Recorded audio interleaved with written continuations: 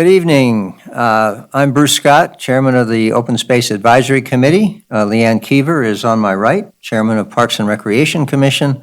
We have other members of the committee and commission here tonight.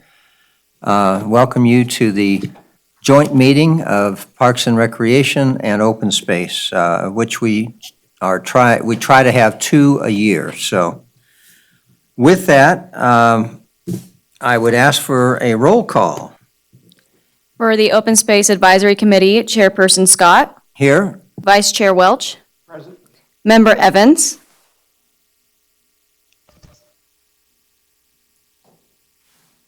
Is she here? Okay. Member Hall. Member Inverson. Here. Member Masad.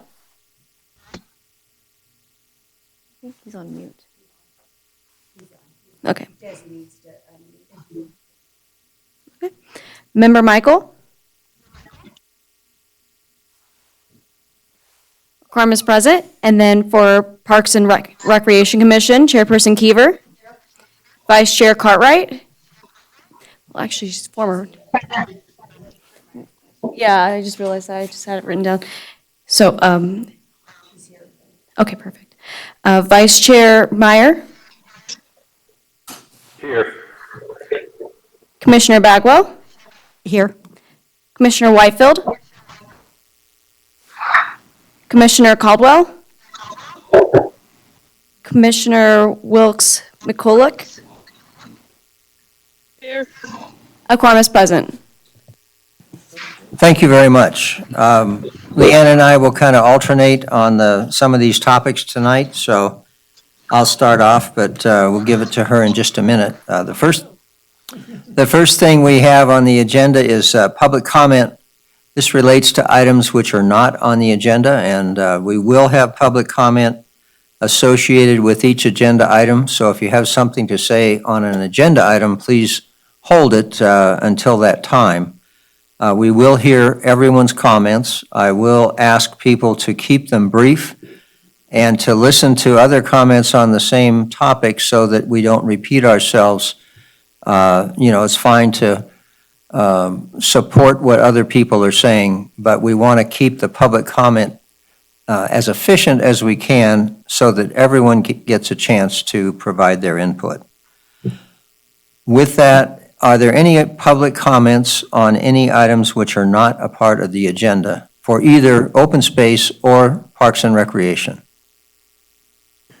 We have a few callers, Mr. Chair. Okay, please go forward, and with the comments, please introduce yourself since we can't see you and can only hear you, and proceed if you would. Thank you.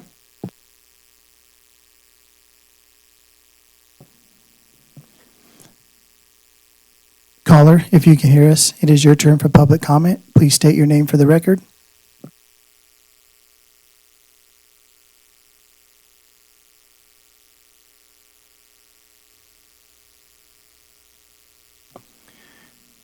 Caller, it is your turn for public comment. Please state your name for the record.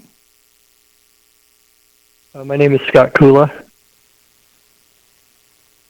I understand that there's public comment on an agenda item, so I was waiting for that. Okay, thank you. Next caller, it is your turn for public comment. Please state your name for the record. My name's Ernie Walsh. I want to comment on agenda item 3A.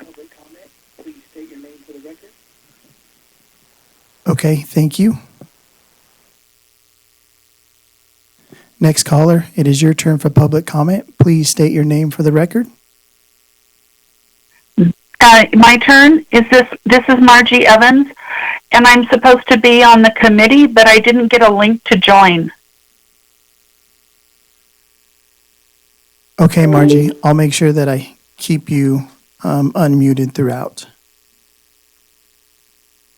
Okay.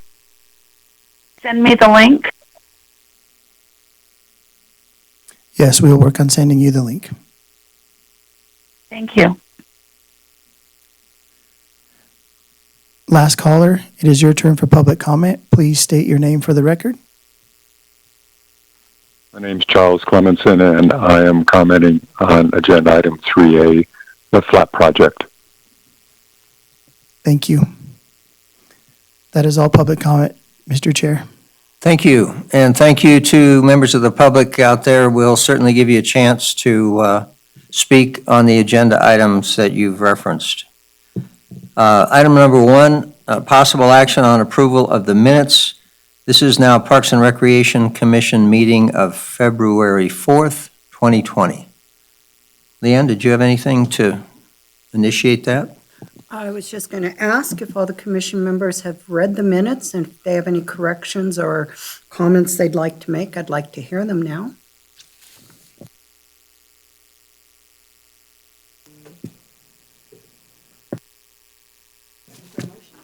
I'm ready for a motion. I move to approve the minutes of February 4th, 2020 as presented. All right. Any discussion? Second. Is there a second? Can I second? I'll second then. All right, we have a motion and we have a second. All those in favor? Aye. Aye. Are they unmuted? Desi, are they unmuted on the WebEx? Aye. There you go. Commissioners and board members, you will need to unmute your microphones when you're making comment. All right, shall we take the vote again? All those in favor of approving the minutes from our February 4th, 2020 meeting, please signify by saying aye. Aye. Aye. Aye. Aye. Sounds as though the motion carries. Pardon? Ask for no's. Is there anybody voting no on it? All right, hearing no no's, the motion passes. Thank you so much. Thank you. Next, item 2, modifications to the agenda. Any modifications from staff? No modifications, thank you. Okay, anything from you, Leon? Okay. Okay, meeting items.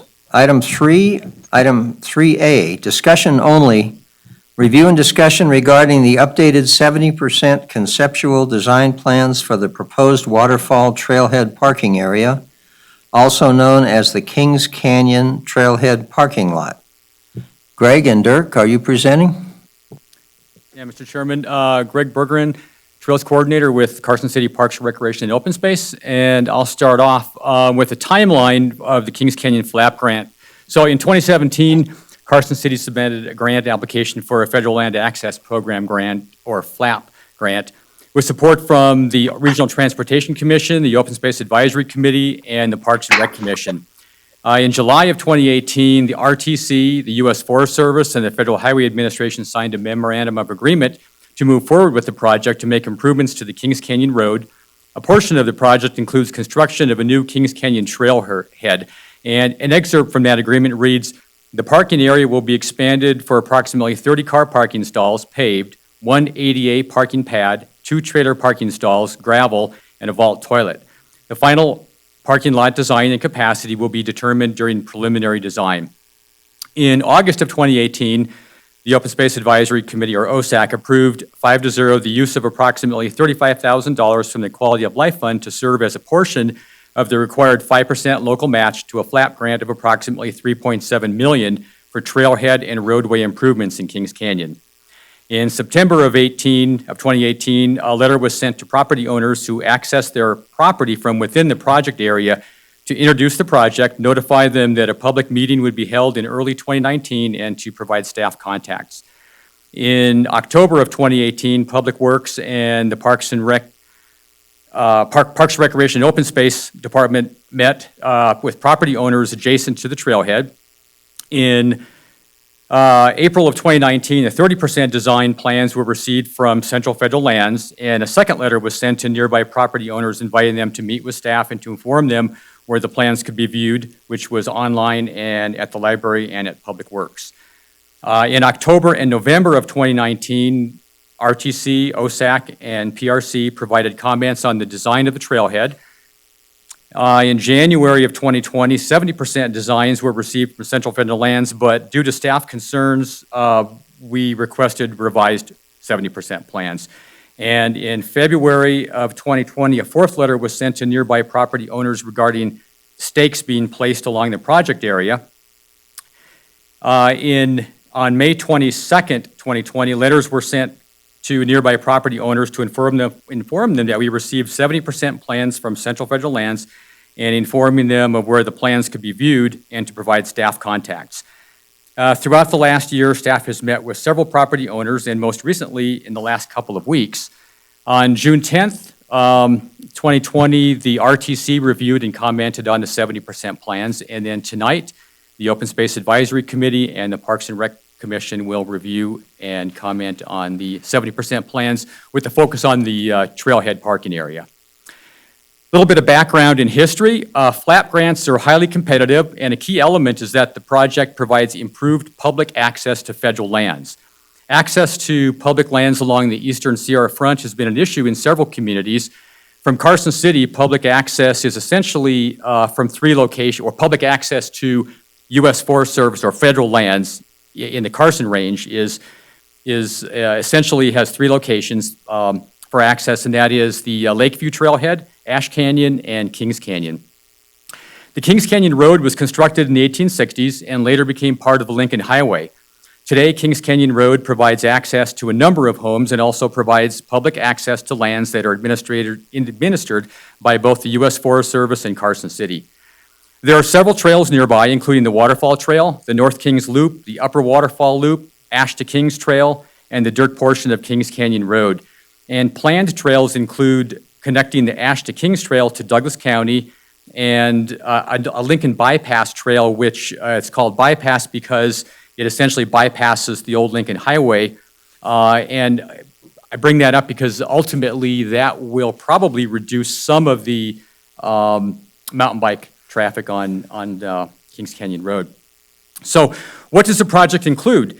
Reconstruction of about 1 mile of roadway, safety improvements to the road, significant improvements to roadside drainage, and improvements to the trailhead. And I plan to discuss the trailhead in detail, but first I'd like to let either Chris Martinovich or Dirk Goring briefly just talk about the road project. The road portion of the project is relevant because it's what will provide access to the trailhead. Good evening. My name is Chris Martinovich, Transportation Traffic Engineer for Carson City Public Works.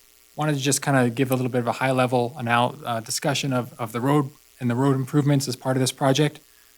So as Greg mentioned, there's about 1 mile of roadway to be reconstructed as part of this from the current parking area of the Waterfall Trail down to the lower creek crossing. The current design in the 70% plans basically provides for a 30-foot roadway section, which includes 28 feet of paving, plus 2 additional 1-foot wide gravel shoulders on the edge of the road. The roadway section includes the 2 11-foot travel lanes, 1 uphill, 1 downhill, a 4-foot wide bike lane shoulder area on the uphill direction, and a 2-foot wide shoulder area in the downhill direction. And so the reasoning for the travel lane and the bike lanes particularly the bike lane is provided in the uphill direction. As we know, the existing gradient of the road is approximately 9% plus or minus. So in accordance with some national design standards for bicycle facilities, we're providing the room for bicycles in the uphill direction and not in the downhill direction because the general assumption is because of the gradient of the road, bicycles will be traveling faster and would have an easier time merging in with vehicles. Whereas the uphill direction, they'll be moving slower, and so we're providing a little bit of an additional space for those people to climb the road and have that leeway to do that at a slower speed.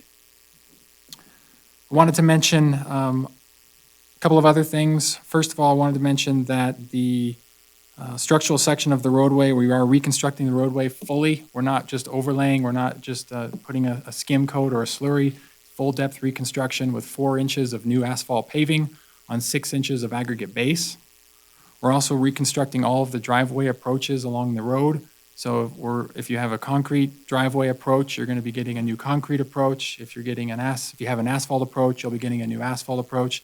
If you have a gravel approach, we'll be providing a new asphalt approach as well. So all the approaches on the roadway will be upgraded.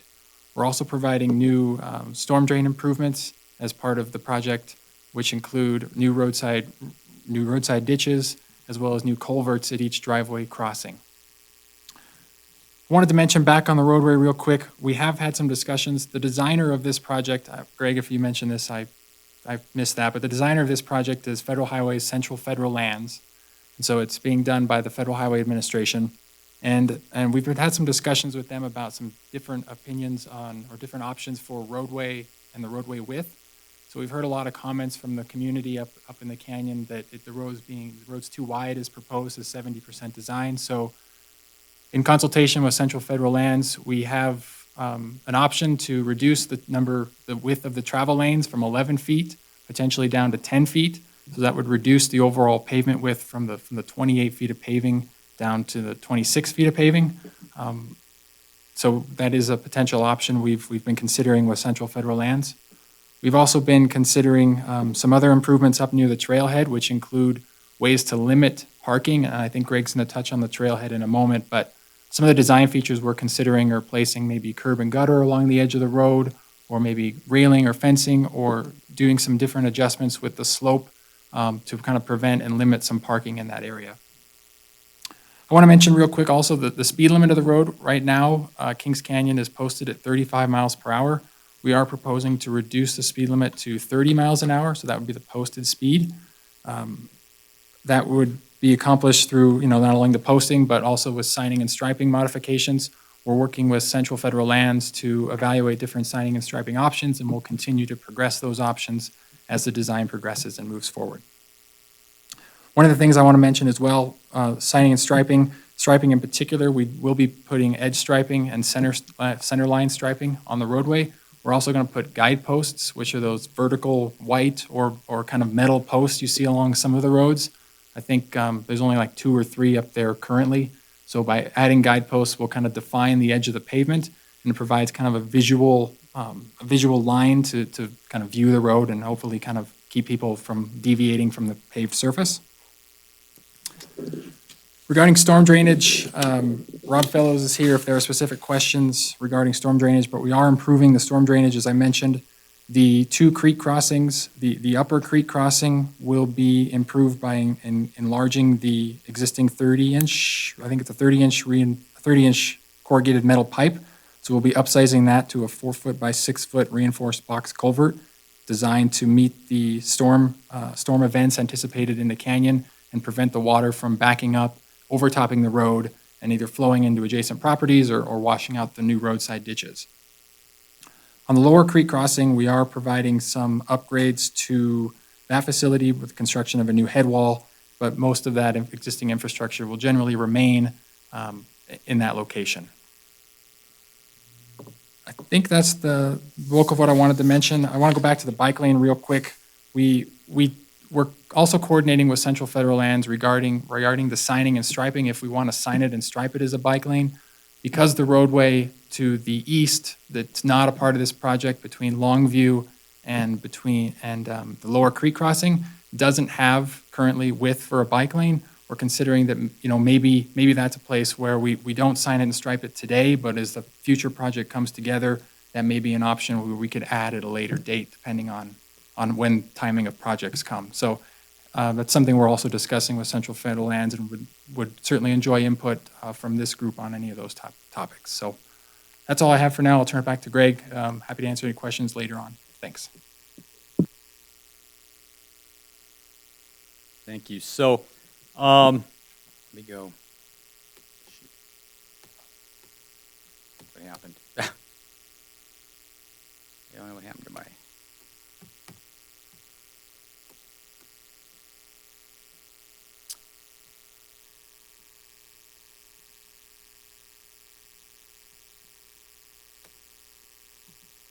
Okay, so the trailhead portion of the project, if you look at this map, this shows an aerial view of the existing configuration, and then it's overlaid by the proposal. And so where my cursor is right up in here is the existing cut into the bank, where there's parking for approximately 6 to 8 vehicles.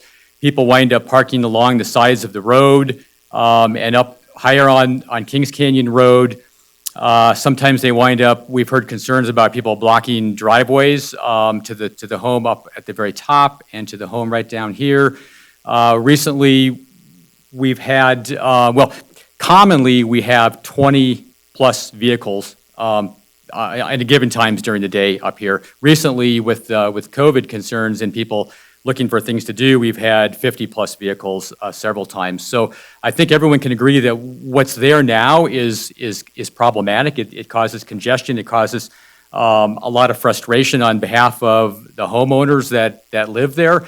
And I think that through design, we can create something that is better to manage. And so I want to bring up this next slide, which shows the design. And so, what happened here? I don't know why it started to disappear, but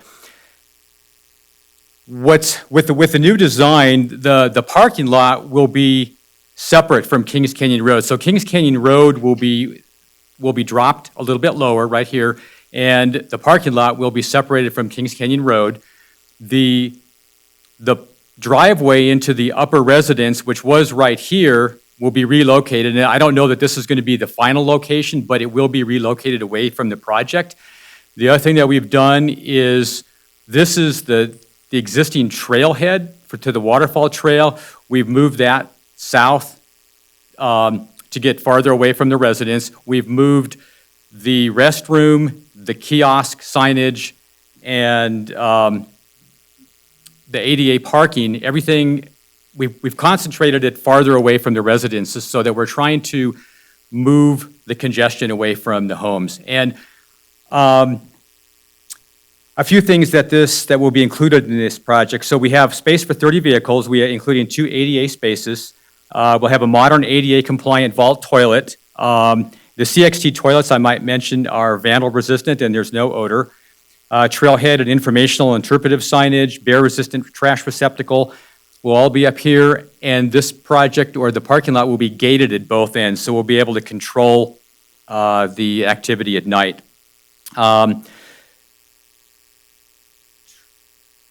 the other thing is that the current parking lot is on U.S. Forest Service property, which the new parking lot will be as well, but we're going to enter into a management agreement with the Forest Service, so Carson City will be able to assume management for the project, or for the parking lot. We're looking, as Chris Martinovich mentioned, we're looking at ways to prevent parking on Kings Canyon Road. We're hoping that having a designated managed parking area will encourage people just to use that and not to seek parking elsewhere. One of the topics that has been brought up among residents is the concern about fire. And with this design, we've got turnaround for fire trucks. We also have potential staging area for emergency vehicles. I also wanted to mention that at the RTC meeting, one of the members brought up a suggestion of making this a one-way, which we discussed that in staff, and we see a lot of positives to that and not really a lot of negatives. Having a one-way through here would reduce the footprint of the project. We could narrow the amount of asphalt that we're using. It would reduce a little bit the amount of excavation. And we would also, if we had it one way, we would do angled parking, which would wind up reducing a few of the parking spaces. We would go from 30 down to some slightly smaller number, which I know that the number of parking spaces has been a concern. And with that, I'd like to turn it over for comment. Thank you, Greg. Any more staff presentation before we go to committee, commission comments? Okay. Leanne, why don't you go through your Parks and Rec folks and see what comments they have, and then we'll go to open space. All right, Parks and Rec people, do we have any comments on this? Anybody from Parks and Rec? This is Commissioner Cartwright. I do have two questions. I put them in the chat box. Is it okay if I ask them now? Absolutely. Thank you so much. The first question I have is about the road width. It was mentioned that it could possibly be reduced from 28 feet to 26 feet. And I did read in some of the public comments that the widening of the road was some concern. Does reducing it from 28 feet to 26 feet address the concerns of the residents there?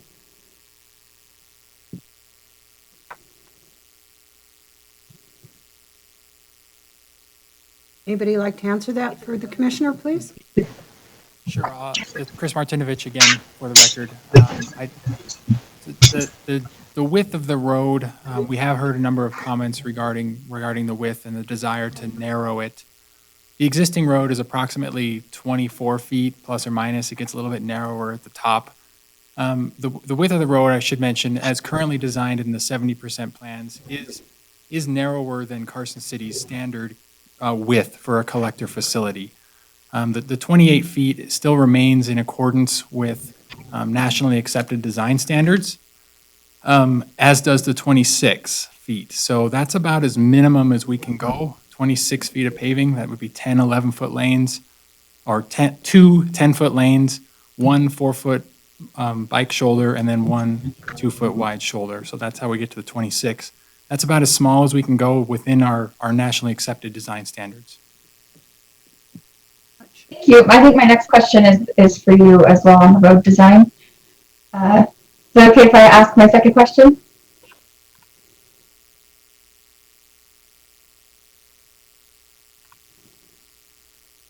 I'm going to go with yes for the silence. I just was wondering if there will be a sign for that driveway, the turnoff that's first before the trailhead. I can just see, even if you have your Google Maps up or something, taking that first turn and ending up in their driveway instead of at the trailhead. So is there a sign that we can add that says, private drive, don't go here? I think we can work with Central Federal Lands to determine, first of all, where the final location of the driveway is going to be. And if a sign is appropriate at that location, we can certainly review adding that at that time. All right. Any other questions? Commissioner Bagwell? I'll just comment, just so that the committee is aware that during the RTC discussion, the RTC, the traffic type of group, did not support lowering the road to 26 feet. They wanted to stay with the 28. I just thought it was important to let you know that. Thank you so much for that. Any other comments or questions from the commission? Just a question. This is Kurt Meyer. Oh, go ahead. Okay, Kurt, go ahead. Oh, if Lori wants to go first, that's fine. Going to duke it out? Okay, I'm on. First question is, I just wanted to say thanks for bringing this to the public and letting the public voice their concerns on this.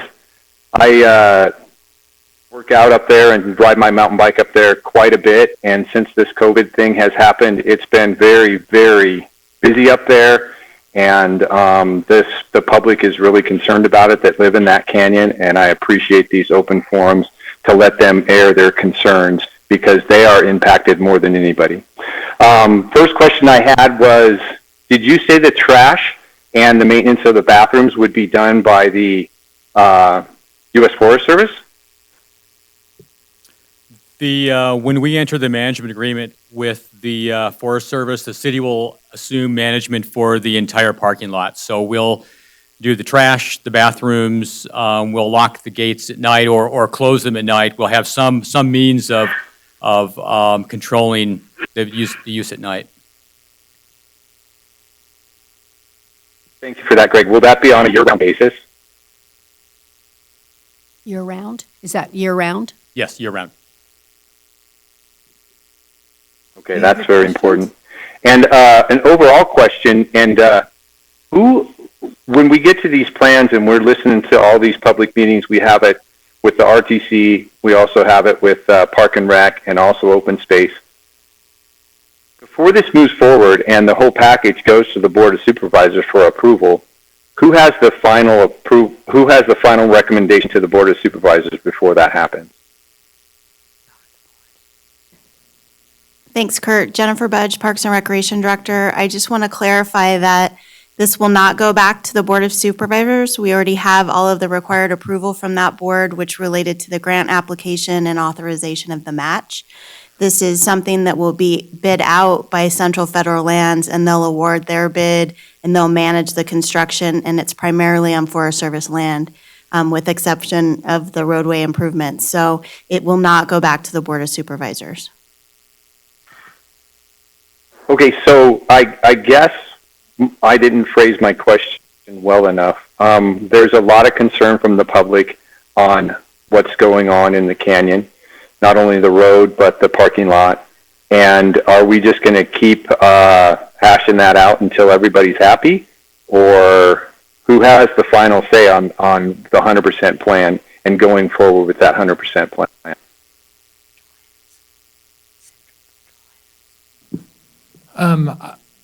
I don't know if I can specifically answer that question. I can provide a little bit more of a schedule for the project itself. So the general concept here moving forward is we're going to gather the comments that we've heard from the RTC last week, this commission, Joint Commission this week, and as well as our own internal staff review of the plans.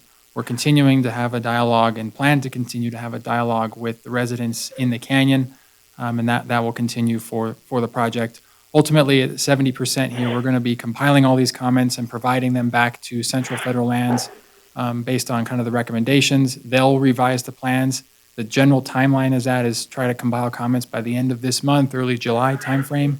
They'll compile their comments, make the revisions, and then submit back a 90 or a 95% plan set. Again, we'll follow this same kind of presentation to the RTC and to this board commission, and that's probably in the late summer, fall timeframe, looking back at Dirk there. So that's the general next time the plans would be submitted.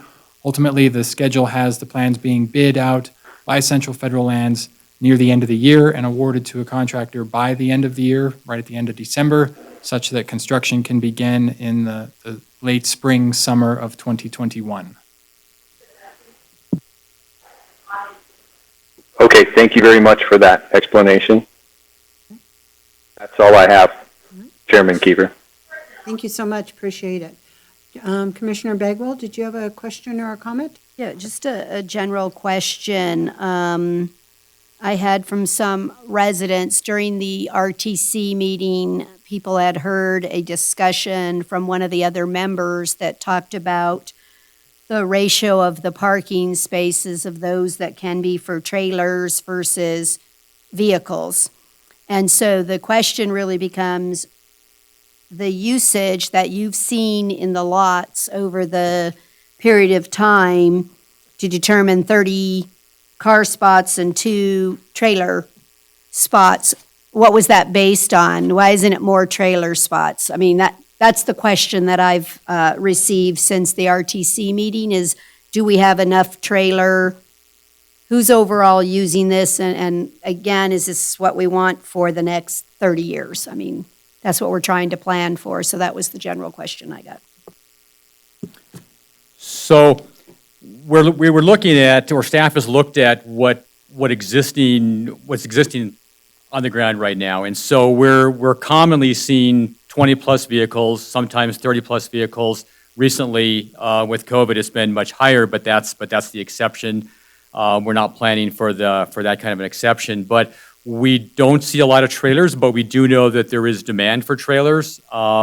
We've tried to base the number of parking spaces on what's comparable to other locations in the area. We compared to Hunter Creek in Washoe County, which similarly has a trail to a waterfall and some other connections, and they've got about 25 car spaces and I believe parking for about 2 trailers.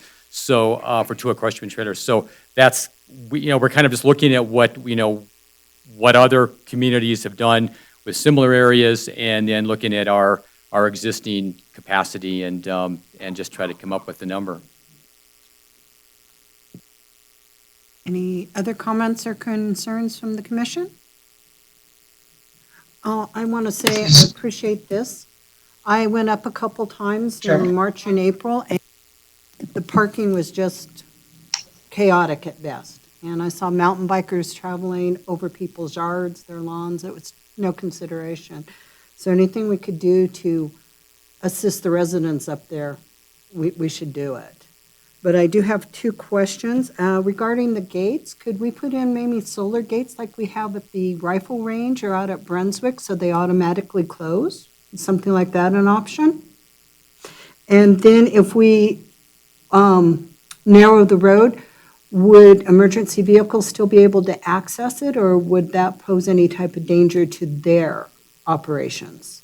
Those would be my questions. Yeah, those are good questions, and I think that those are questions that we probably need to discuss among staff as we move forward with their recommendations to Central Federal Lands. It's valid that, yeah, I mean, would emergency vehicles not be able to get in there at night? So we would have to have a combination for that. What about vehicles that are parked there? When we get up there to lock the gates, what do we do, in that circumstance? And then also, is it a possibility to have automatic gates? Those are valid questions, and I think those are all ones that we still need to look at and consider. All right. Last chance for anybody on the Park Commission. Any comments or concerns? This is Commissioner Whitefield. I just had a couple of things.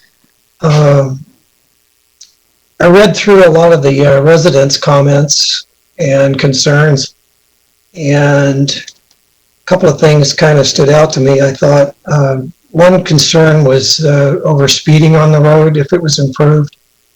And I wondered if there was any consideration for maybe one of the radar signs for traffic calming. Seems to me that that's one of the more effective traffic calming devices, like you have in the like we have in the school zones. So that was one thing that I thought of. The other thing that kind of stood out, it seems like all the residents are concerned about, from our previous meetings, about space on the road, particularly for egress in emergency situations, and room for their horse trailers and so on and so forth. And they were also concerned about the congestion from the parking.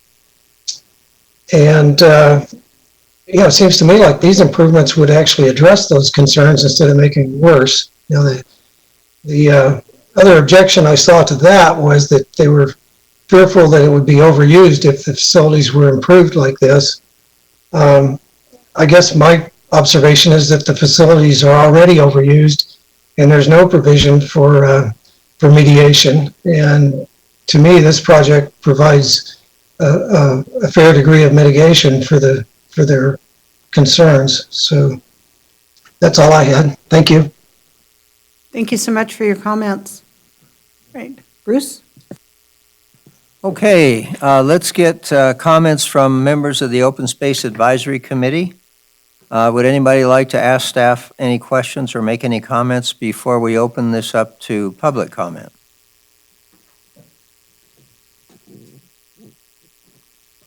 Bruce, this is Margie. Go ahead, Donna. Go ahead, Margie. I wanted to go on record that I really like the idea of making that area a one-way. I think it would help the flow of traffic a whole lot. And if you didn't make the footprint smaller, making it smaller would be beneficial in many ways. But if we still need 30 spaces or so, maybe we could expand a little bit elsewise. That's all I had. Thank you, Margie. Donna? Yeah, I agree with Margie. Making it one way is just far more efficient, and if we can reduce the size a little bit, but I definitely am against reducing the number of parking spaces. I think in the future we're going to need the 30, and we do need 30 parking spaces, but making it one way is definitely a good idea. It's safer making it one way. Otherwise, I think this is wonderful, and I think it's going to mitigate a lot of the problems that we see up there with the chaos that we have right now, and it's going to be just so much better. And I think everybody's going to be much happier once we completed this. I know it's going to be a hard process next year, but I think it's going to just be so much better.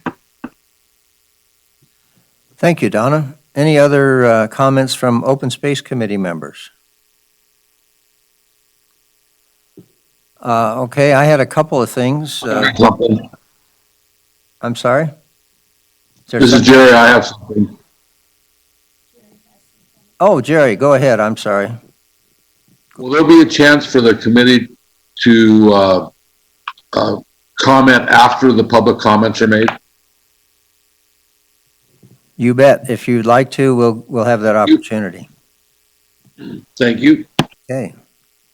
Any other comments or anything at this point from either Open Space or Parks? I did have Bruce, a couple I have some things. comments. I'm sorry. Go ahead. Jeremy. Thank you. So I focused this agenda item a lot on the public comments, and there were several things that resonated with me. I'm on the fence with the number of parking spots, but I do recognize, like Donna pointed out, that as this area becomes more popular and continues to become more popular, we're going to need those spaces. But I don't know if there's an opportunity with the 70% design to consider maybe some overflow parking up the road, and maybe address some of the residents' concerns about the number of parking spots. If we limited it to, let's say, 15 parking spots and then had overflow up the road in a wide spot in the road. I'm not sure how far up the road it would have to be, but that could address those concerns of moving all those spaces away from the residences. The other comments that I focused on was relocating the trailhead. I'm not sure if that's been something that's been considered, moving it away farther up the road rather than having the starting point right next to that top driveway. That seems like something that should be taken under consideration. I'm actually not really a big fan of the bathroom. If I was a resident up there, that I would have the biggest problem with the bathroom. We're talking about a 1/4 mile trail, and it's used and abused, and this area is overflowing with people, but it's a 1/4 mile. Even with my little kids, I'm fairly certain I could I could get them to hold it until we got back home. But I do like the idea of a garbage can. I think that's a great idea. As far as what the last comment I have was about the horse trailers. In all the years I've been going up here, I've never encountered a horse on this trail. Not to say that they're not there all the time. It's just I'm up there about as often as Kurt is, and I've never seen a horse. So perhaps one stall instead of two might help reduce the congestion and the available spaces in that small little limited area. Those are all my comments. Thank you, Jeremy. Staff, did you want to address the one question with regard to moving the trailhead?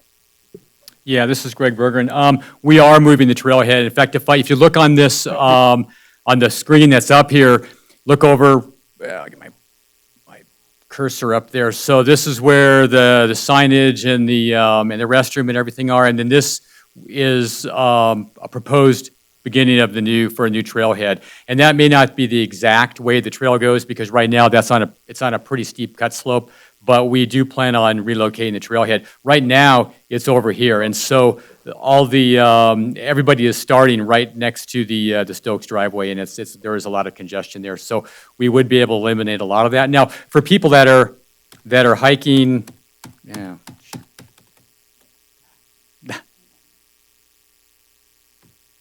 Okay, so for people that are hiking like the Upper Kings Loop or the Ashta Kings, they would still be coming in on this North Kings Canyon Road. So there would still be a few people coming down here, but the majority of people would be starting at this end to go to the waterfall. And I might add that the waterfall is not the only trail that is accessed from here. There's the Upper Kings Loop and the North, or the Ash to Kings Trail, the North Kings Loop, and then the other planned connections, plus just broader access to U.S. Forest Service lands. And the trailer parking is also available to vehicles that are pulling ATVs or dirt bikes that are, we do have requests for that access for the Kings Canyon Road as well. Thank you, Greg. That helps. I'm sorry, Jeremy? Okay.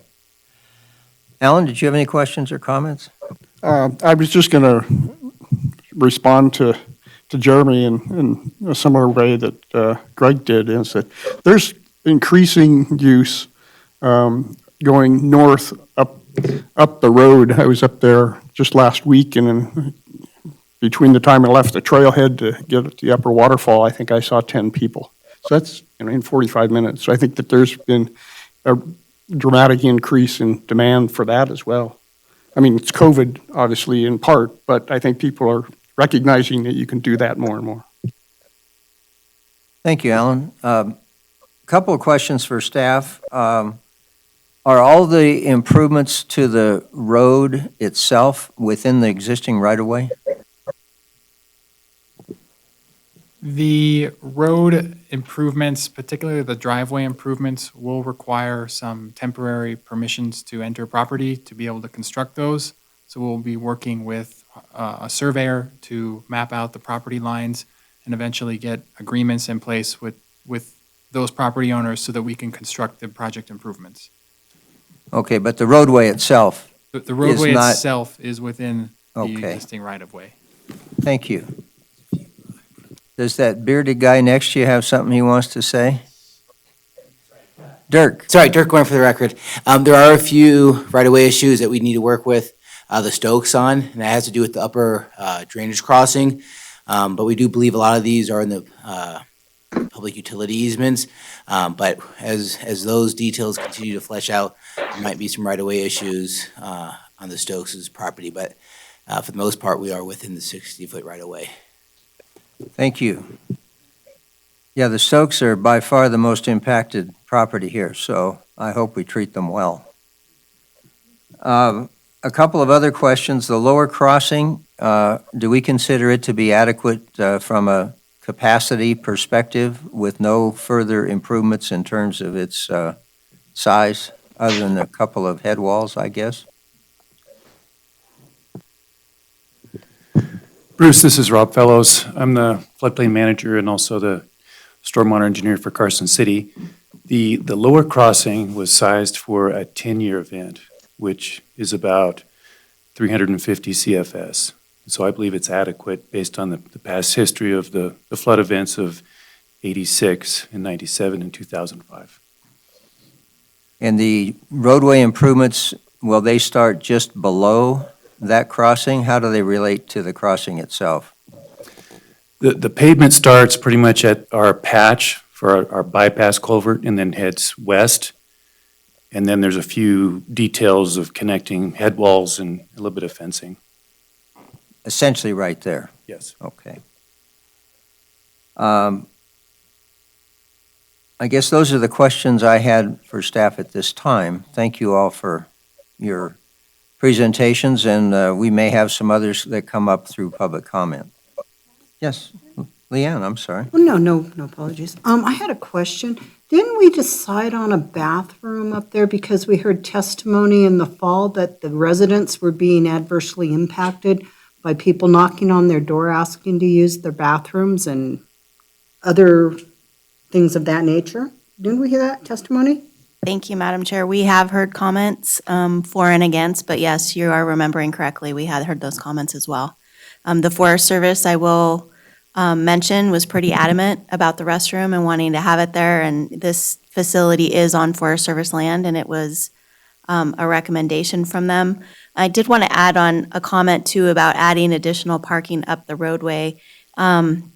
From a staff perspective, we talked about we can't make it part of this project, but we thought we could talk to the Forest Service about maybe adding some like parking nodes down the road So if we went up and maybe there would be some little places where we could have one or two cars that could be able to park along the roadway up the Forest Service land and maybe work with them on an option for that. And then it might provide a potential location to turn around up there or, for snow storage or other opportunities. But we could work as maybe a part of a future project with the Forest Service on that.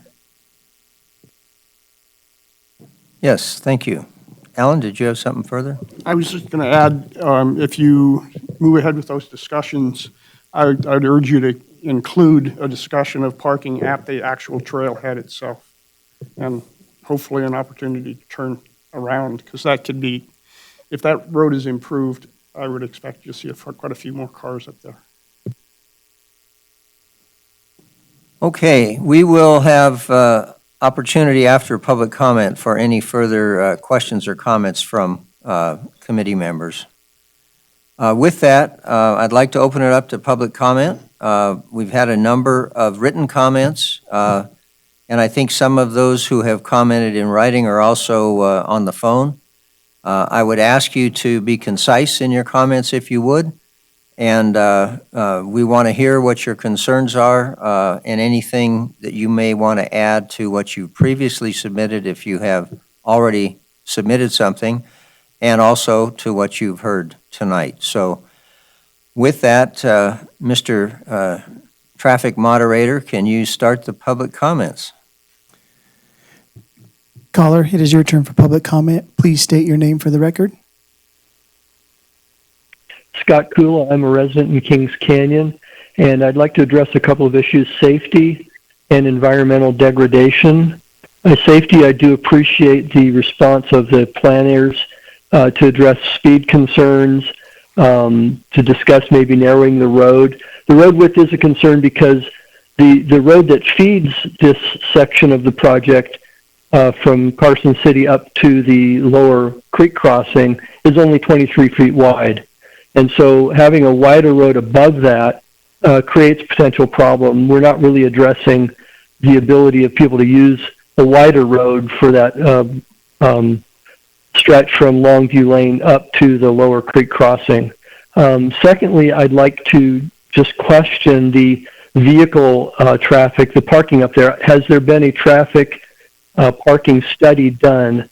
I've heard numbers of 30, 50 vehicles up in that area, and I don't think that's accurate.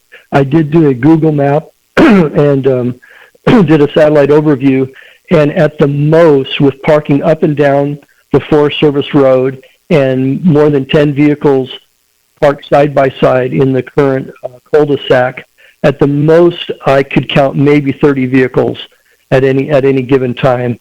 So I question the assertion that there have been upwards of 50 vehicles up in the area. So I'd like to know if there's been any kind of a mapping of vehicles in the current area to see how many we really do need.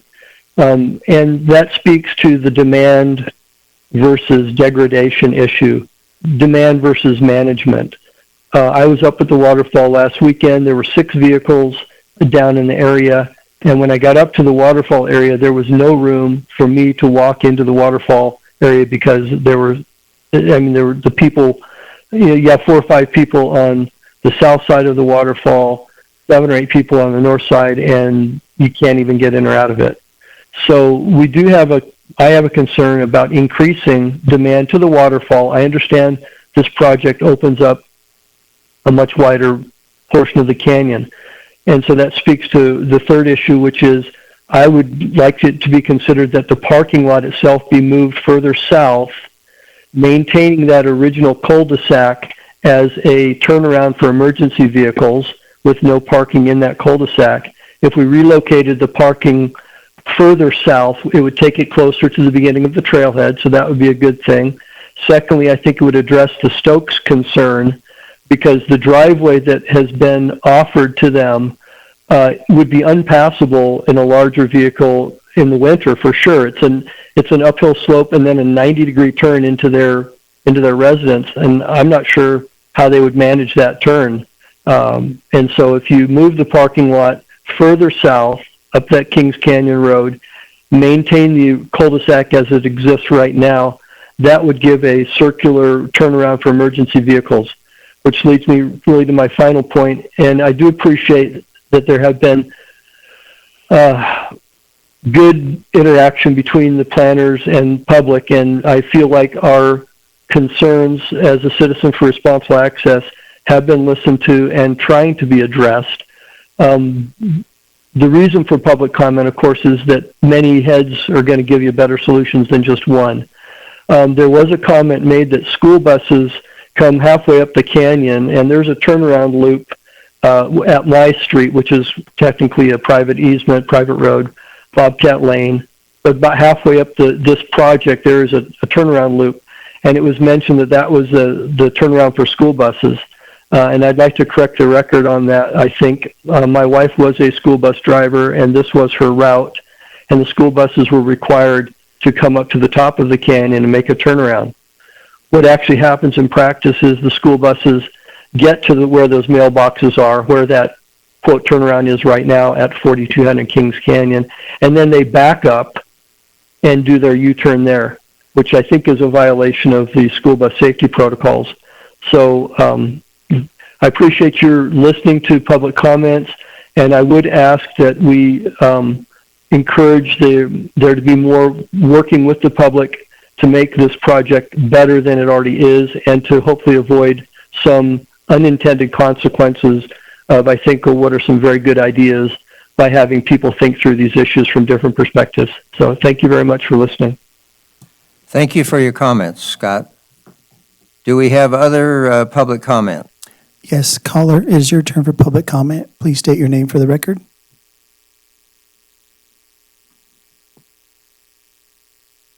I will go if nobody else is going. Please Go ahead. Please state your name for the record. My name's Ernie Walsh, 5149 Kings Canyon Road. I'm on the opposite side of the Stokes, directly below the parking area. And I have talked to both the Open Space Committee and the Parks and Rec when they did them a while back, so I think they're familiar with me. Anyway, I would like to offer something as far as the roadway width. I am definitely in favor of a 26-foot roadway. However, if they wanted to keep the road bed itself larger, that would allow probably 6 feet at the 4-foot bike lane now as a paved area, which would also allow for hikers and equestrians to travel up the road without being on a paved surface. That's my one comment on that. As far as the toilets, I have been adamant at both the meetings I've attended about the restroom. I see no need for the restroom, definitely not any need for a 2-stall toilet. I would think that at the very least a single stall with a unisex sign would adequately take care of anybody. If they had to wait in line for 10 minutes, what's the big deal?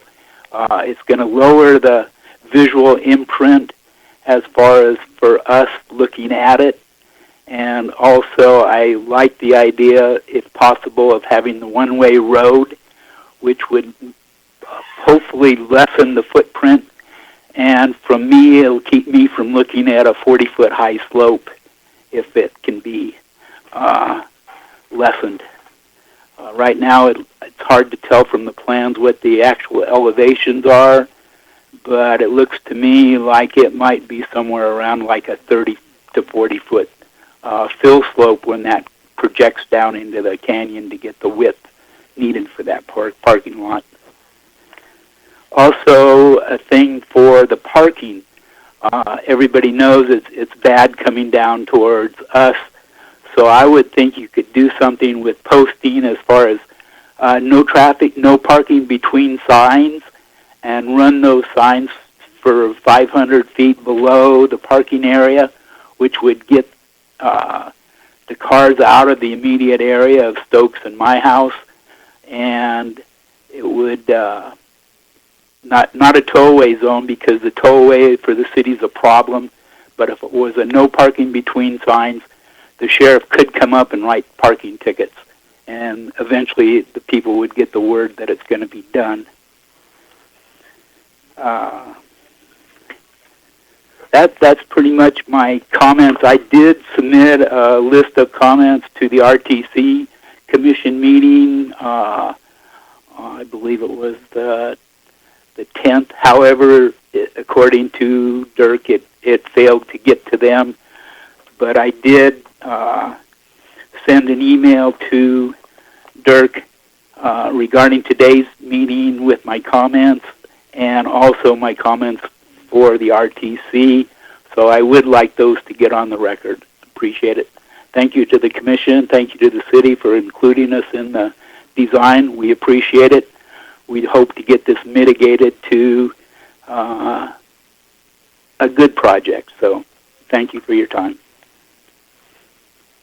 Thank you very much, Ernie, and your comments have been received. They will be in the record. I believe I saw 2 different comments, so. Okay, further public comment. Caller, it is your turn Hello? for public comment. Please state your name for the record.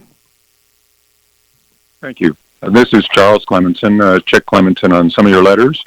And I also live in the canyon. I don't live on Kings Canyon Road per se, but I've lived here for 30 years and have a little bit of perspective as to what goes on, what a special place this is. I'd like to stress, first of all, that those of us that live here are very fortunate. We're very proud, and I'm much impressed in discussing with my neighbors, especially as regards this plan, how little opposition there is really to more access, more people coming. We actually, I think, look forward to sharing the asset that we have.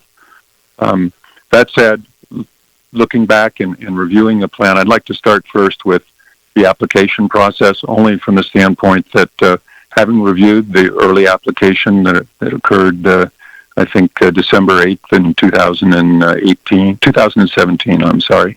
There were a number of supporting letters, and I think one of the best reasoned and best expressed letters actually originated from someone in Parks. And just to quote a couple of, I think, cogent and important thoughts in this letter. One is, in meeting the needs to expand or enhance federal land access, this grant is also identifying the need to make those access roads and trailheads as safe as possible.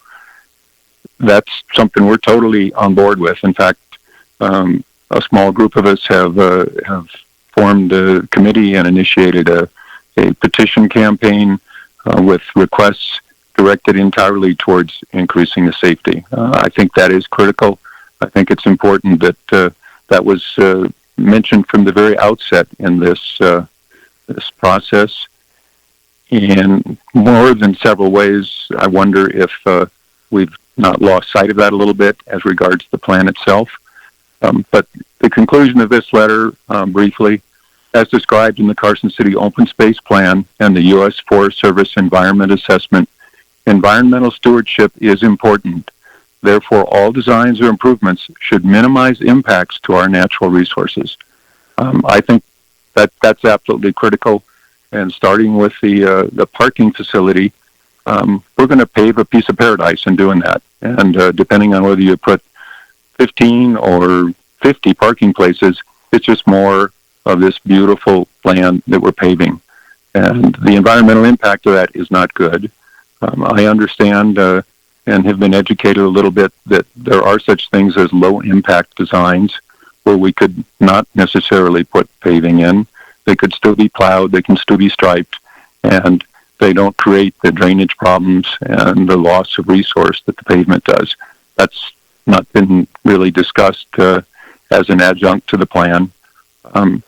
But overall, looking at access and with the consideration that I think access is important, it's going to become increasingly important.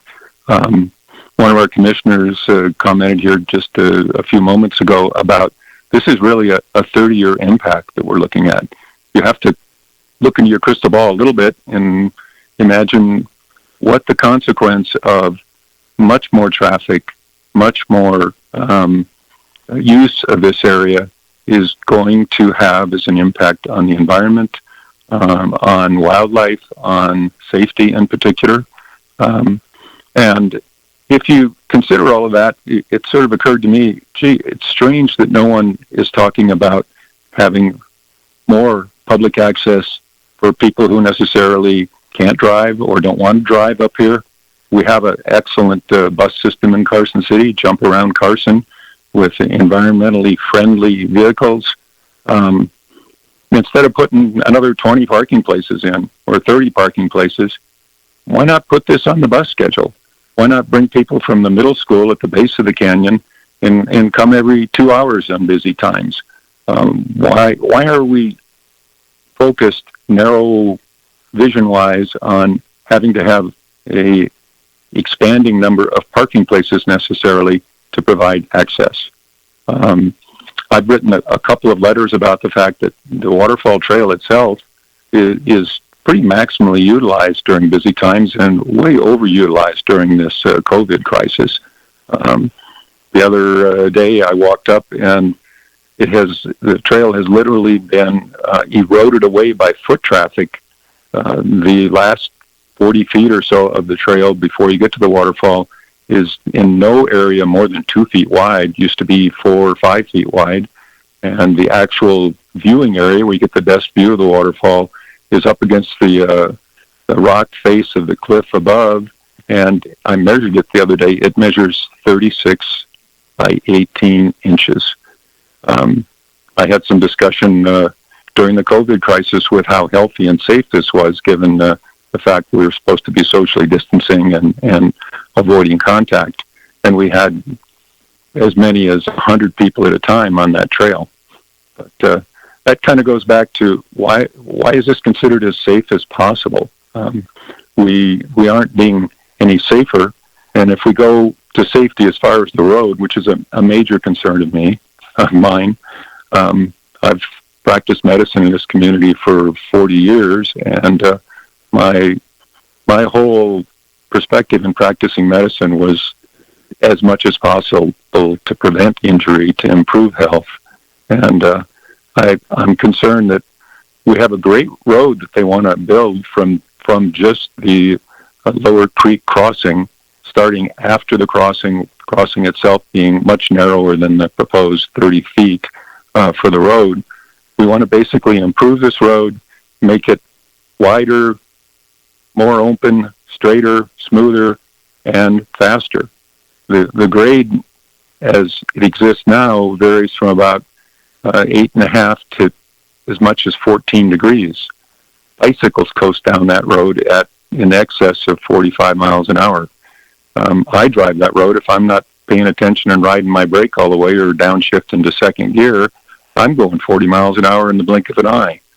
A speed limit sign or even a radar sign isn't going to compensate for the unique grade of this road. And when you get used to that on a nice wide road and all of a sudden you come to that narrow creek crossing where there may be a bicyclist or two in the crossing, where there's a deer crossing, the potential for disaster is tremendous. And if you make it through that little bottleneck and you don't hit a deer and you don't encounter another vehicle and you make it around the curve, which has limited visibility, now you have 3/4 of a mile of the probably most dangerous stretch of road in all of Carson City. And that dangerous stretch of road is the only access to this wonderful new project with increased access and significantly increased traffic. And we're talking consequences 10 years, 15 years down the road as it becomes maybe more used and more traffic. And looking at all those things, I wonder, how are we making this as safe as possible? How are we really improving the access for people who are going to be at risk of injury, serious accidents on the road? We need not to stop this, but we need to really devote more time to planning and looking forward and looking at options like why not have this access serviced by public transportation? We're going to be building more and more at the base of this canyon. There's going to be more demand we need to look at those things. And I'm afraid this has not happened in this plan. I wanted the Rural Transportation Commission to address. Let's have some more time. We've not reached any sort of real consensus or accommodations on most of these issues in the limited time we've had to work with the Planning Commission and Public Works.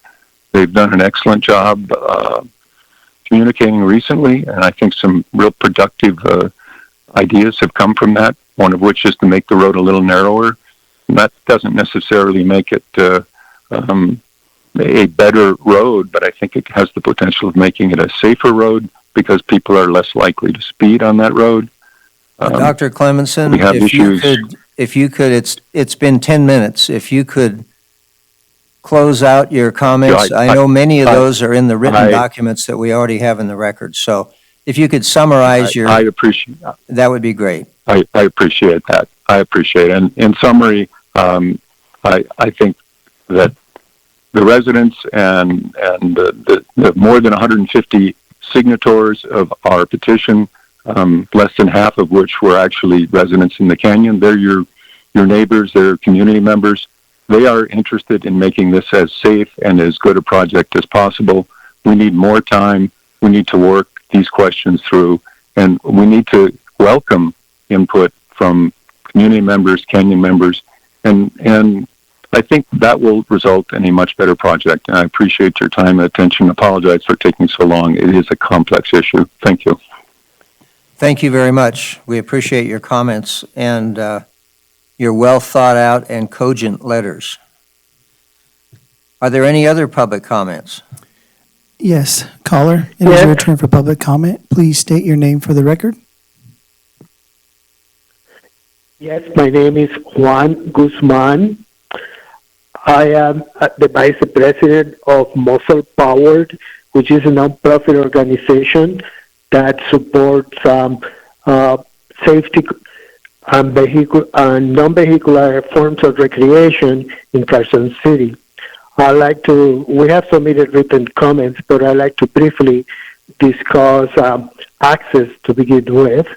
Access is important not only for Kings Canyon, but when you look at overall Carson City, there are three main accesses from the city into the Carson Range, and those are to the north, Asho and Marlette Road, and then Kings Canyon.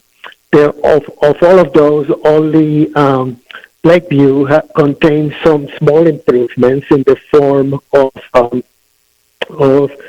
the parking lot as well, and ability to accommodate a small number of vehicles.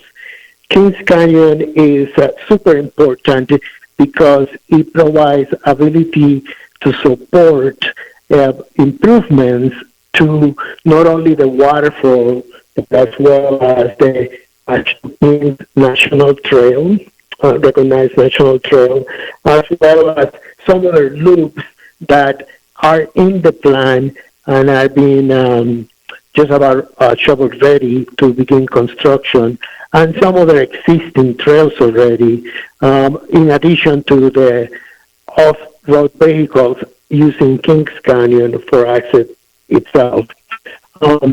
Regarding the specifics then as to the design, the 70% design, we believe that 30 parking spaces as a minimum is an adequate number.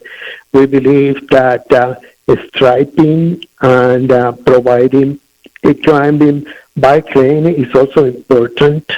We believe that it will help both pedestrians and equestrians and bicycles using the road, as well as vehicles navigate safely. We believe that it is revising the parking lot into a one-way loop system provides for a better, safer parking lot. the dependence of vehicles to accommodate moving of bicycles and moving people is still great our nation. Even when the possibility of accessing the site through buses is also good, I think that we will still need a considerable amount of parking spaces.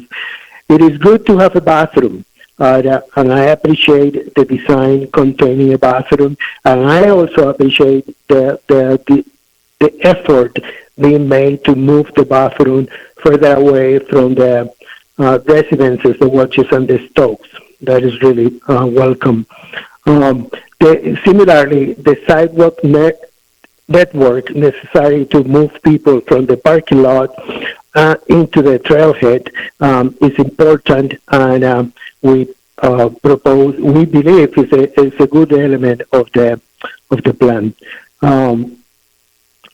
Finally, we want to issue congratulations to the Parks and Recreation Department and the Public Works Department for being able to cooperate under such a fantastic conditions for a project of this magnitude and this expense at a relatively affordable cost to our residents. That is a great thing being done. Thank you very much for the opportunity to participate. And if there are any questions, most of you know where to find me. Thank you. Thank you, Mr. Guzman. Are there other public comments? Yes. Caller, it is your turn for public comment. Please state your name for the record. Hello, my name is Ken Stokes, and I live at 4400 Kings Canyon Road. My name has been mentioned a few times. Can you hear me? Yes, we can hear you. I appreciate the opportunity to speak, and I've got all sorts of answers to a lot of questions that people ask, but I'm going to try to keep this as brief as possible. I've lived in the canyon a long time. When I was a youngster, we moved up here in 1968. Family purchased the property early on. It was a dirt road from what we call the second crossing up to where our property is. So we've seen a lot of change since then. It's an understatement to say that our quality of life up here has been substantially impacted. We used to live in a fairly tranquil area, and it's just steadily been impacted over the years. One of the things that has really been a little bit painful is during the COVID-19 situation, my home up here has been nicknamed the Visitor Center. And there's so many people that are up here, and the parking's been crazy. And I know a couple of members mentioned that there weren't all that many vehicles, but on a weekend, prior to COVID, you would get 30 to 50 vehicles here, but they were all parked up and down the road. It wasn't safe. Kids were running in and out. So I think something needs to be done. And I've met with your staff. They've been very helpful, very polite, very professional. And I'm talking about Greg and Dirk and Chris at the most recent meeting. Some of the things that are hopefully going to be addressed are the nighttime activities.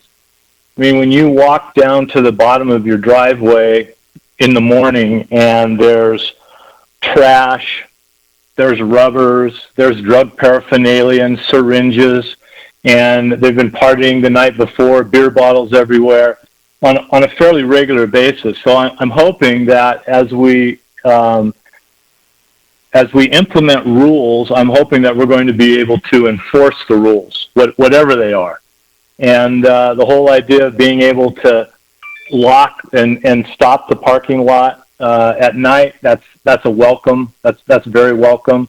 The fact that they moved the restroom as far away as possible, that's welcome as well. We have been in discussion with the staff about moving our driveway.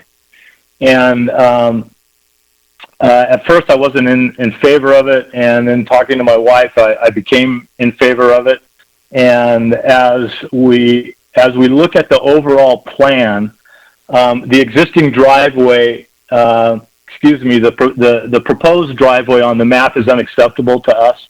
We would like the entrance of our driveway to be as far away from whatever's happening at that parking lot as possible. And we're in favor of an entry that's closer to the creek, and it's a smoother transition into our home and our driveway. And I think trailers and things would be able to navigate it much better than the proposed one that is there.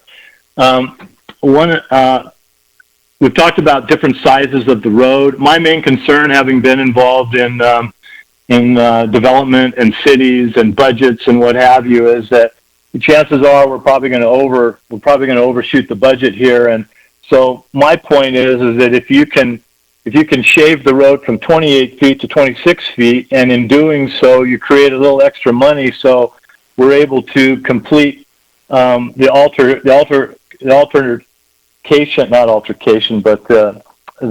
changes that need to be made at Ernie's driveway or at my driveway. That's something that I hope we take into account. I was not able to speak at the RTC meeting, but I watched it later, and really there was only one board member that really zeroed in on the 28 feet or the 26 feet, and then a staff member asked for a clarification, and they made a clarification to go from 26 to 28. So I think the willingness to make it a little bit smaller, I think, is a good thing and shows good faith. And again, my concern is that we analyze everything so we have enough money to make the improvements, because I think I'm certainly one of the most impacted people. And during the summer, you walk out and there's 30 to 50 cars parked out there. You walk out my driveway, my door, and you look up and there's people's 30 to 40 people on the path right above my front door. And at night, my wife's had to put earplugs in because of the loud music and the partying. So we're in favor of something being done, but we're hoping that it's again, I'm repeating myself, but I'm hoping that whatever we do, whatever rules are implemented, that we enforce them. Thank you for your time. Thank you very much, Ken. Other public comment? Yes. Caller, it is your turn for public comment. Please state your name for the record. My name is Maya McKenzie, and I live up in Kings Canyon. I do want to reiterate that I think that both Mr. Stokes and Mr. Walsh made excellent points, and they are the most impacted, so hopefully their needs are seriously considered. I also agree with Dr. Clemenson that the safety of the road, where the road is most dangerous, is at the Lower Creek crossing. And anyone who lives up here knows that. It's when we're teaching our children how to drive, we teach them that is where you have to go really slowly. That road, there's a steep incline there. The road gets narrower. It's shaded on both sides, and I am certain there are a lot of accidents that occur there. I think it'd be interesting to do a study to see where these accidents are occurring. I'm sure they're all occurring between the Lower Creek crossing and Longview Way. And I feel that there needs to be some significant interest and concern about making that aspect or that area of the road safer before you start to encourage even more people to come up here.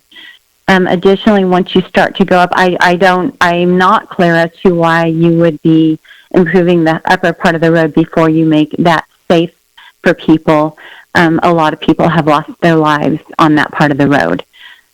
Secondly, it is important. It feels like a lot of these road improvements are being focused on bike riders. Hikers, people in hiking boots do not want to walk up pavement. There were comments about people have not seen a lot of horses up here. I own horses. I live in Kings Canyon. I don't ride up there anymore because it's too dangerous on that tiny little strip of dirt with people flying up and down the road to ride a horse there. there used to be a large number of people that would park their horse trailers at the top of Kings Canyon. But because of the traffic over the last couple of years, I've seen that number dwindle down to none, because if you're hauling a big horse trailer up there, there's a very, very slim chance that you're going to have anywhere to park. So the comment about no horses are up there, it's because access has already been cut off for horses. So I do appreciate looking at the road, taking it to 26 feet. I think that more than 2 feet of space of unpaved road on the side of the road is crucial for walkers and for horses. If you sat there for one day and watched the people walking up and down the road, you will see that people walk on the side of the road. They do not walk on the pavement. I appreciate that Kings Canyon is beautiful. I understand that people want to appreciate it. So I understand why there are improvements that are wanted to be made. I am just very concerned that the improvements are being looked at being made, and we are ignoring the safety of our citizens, where the safety of our citizens needs to be approached lower down, at the Lower Creek Crossing and below. Maya, thank you so much for your comments. We appreciate them. Do we have another caller? Any other public comment? Yes, one more. Caller, it is your turn for public comment. Please state your name for the record. I'm sorry, I have no comment. I'm just using this as my audio feed. I was having trouble otherwise hearing, but thank you. I have no comment. Thank you. That is it for public comment, Mr. Chair. Thank you very much. We'll take it back now to committee members. Leanne, let's go through any further comments or questions that members of Parks Commission have, and then we'll go to open space after that. Do any of the Park and Recreation Commission members have any comments or concerns about this? Commissioner Bagwell, you're here, I'll ask you. Okay, any from the other commission members? I don't hear any. Chair Scott? This is Kurt. Hello? A little bit of lag. Go ahead, Kurt, please. This is Kurt. Go ahead, please. So straight back to the city, a lot of those residents are concerned about the safety and the size of the road and that kind of pinch point there at the Lower Creek Crossing. Can that be addressed in this project? And if it can be addressed in this project, how so? And that'd be that'd be a question directly to this traffic engineer. I think, go ahead.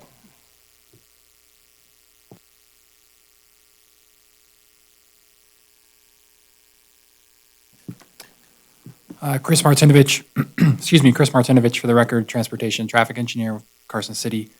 I think we can discuss some additional options with Central Federal Lands about what can be done. There are a lot of limitations that particular location with some of the irrigation control and some of the other existing piping.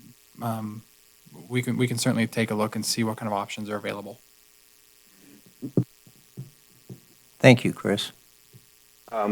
Thank you. That sounds like one of the most concerning things as far as safety is concerned.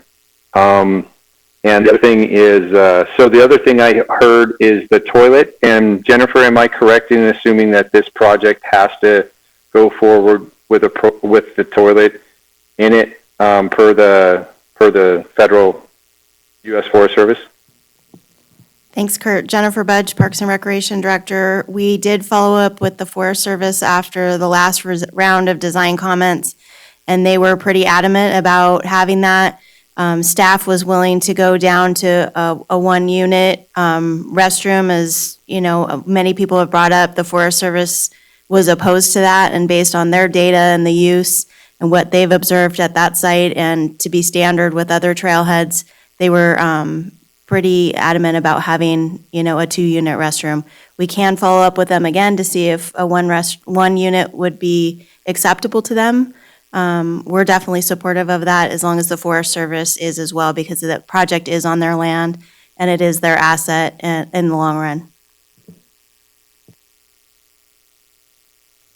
Well, thank you for doing that. I think that's what I am also hearing from the from the public is that not having a bathroom would be best, but a one stall bathroom that's smaller would be second choice.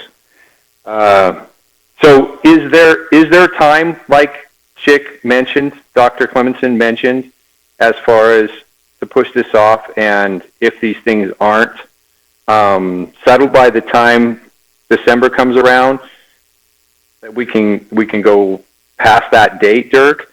That's why my question earlier on, as far as when it goes back to the Board of Supervisors, I asked that, is just to make those people in the canyon as happy as we possibly can with this project. Dirk Goring for the record. The original plan was to construct this project in 2020. It was delayed, partly because of getting comments back to them and COVID-19 and all that stuff. So, staff is committed to keeping the project on schedule. There are repercussions from, a budget standpoint that would need to be considered if the schedule is extended.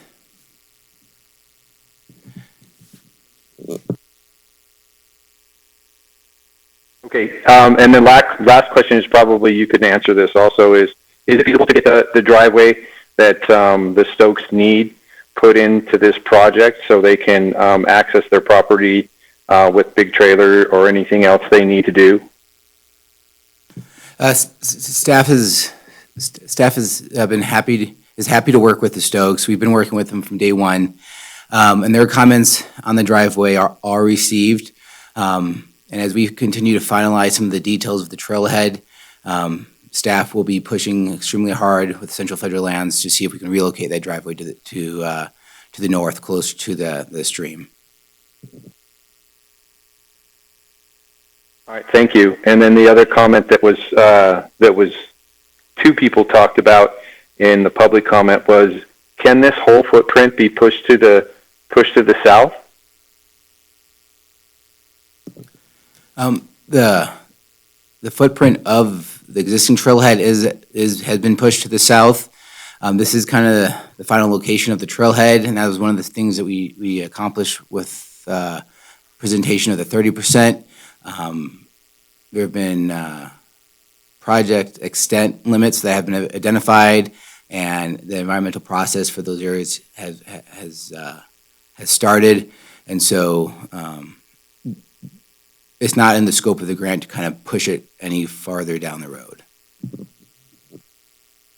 Okay. Well, thank you for that. I just needed to bring that up because I did hear that a couple of times. And I just want to say thank you to you and your staff on all of the things that I read. Everybody has been praising the city on getting back to them and working with them, and I think that's just as great. So thank you. Any other questions or comments from the Park and Recreation Commission members?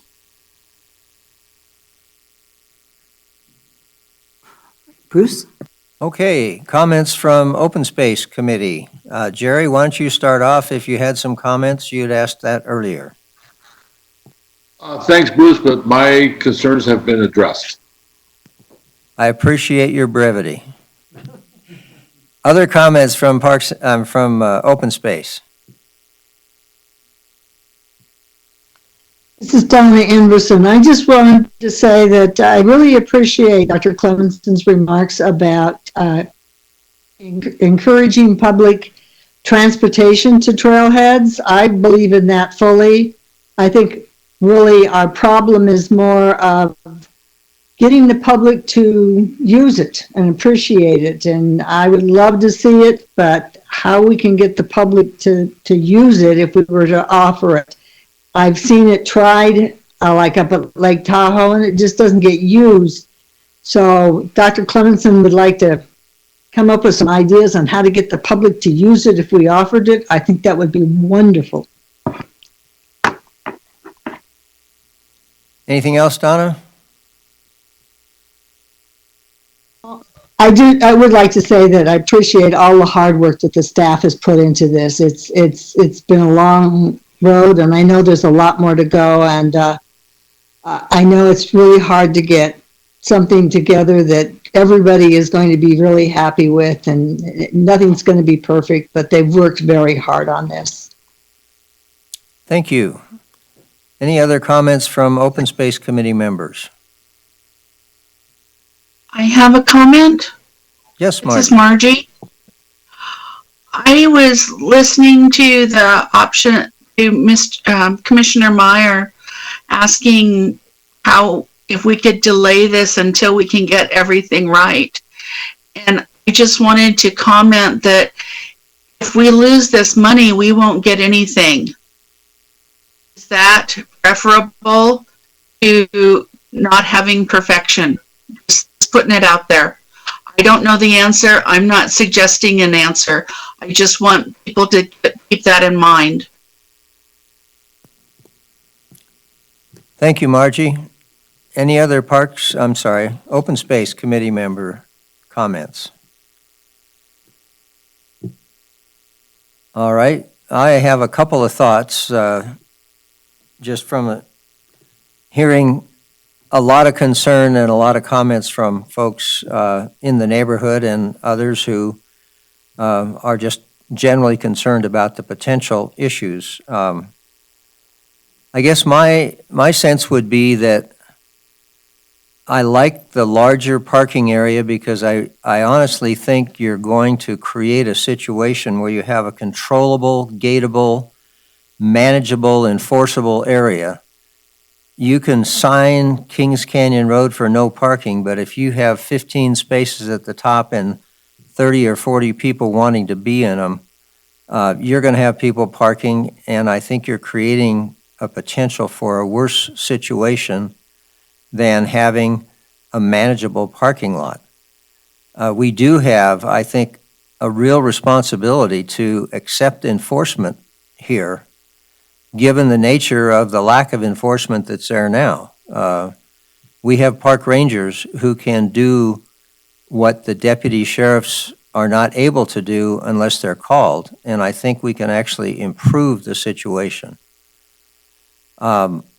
I personally don't see much difference between 2 stalls and 1 stall for a bathroom. It's essentially the same building. We move it away as far as we can from the residences. And frankly, I don't think it's going to really make much difference other than there's an extra stall to be kept clean by our Parks and Rec staff. But I do see it as more of a convenience. Being a person who uses a restroom more than some of the younger folks in the audience, I think safety is important, and I think we really need to defer to the traffic engineering folks. I'm not sure that a narrower road really does anything except put the bicycles and pedestrians closer to the traffic.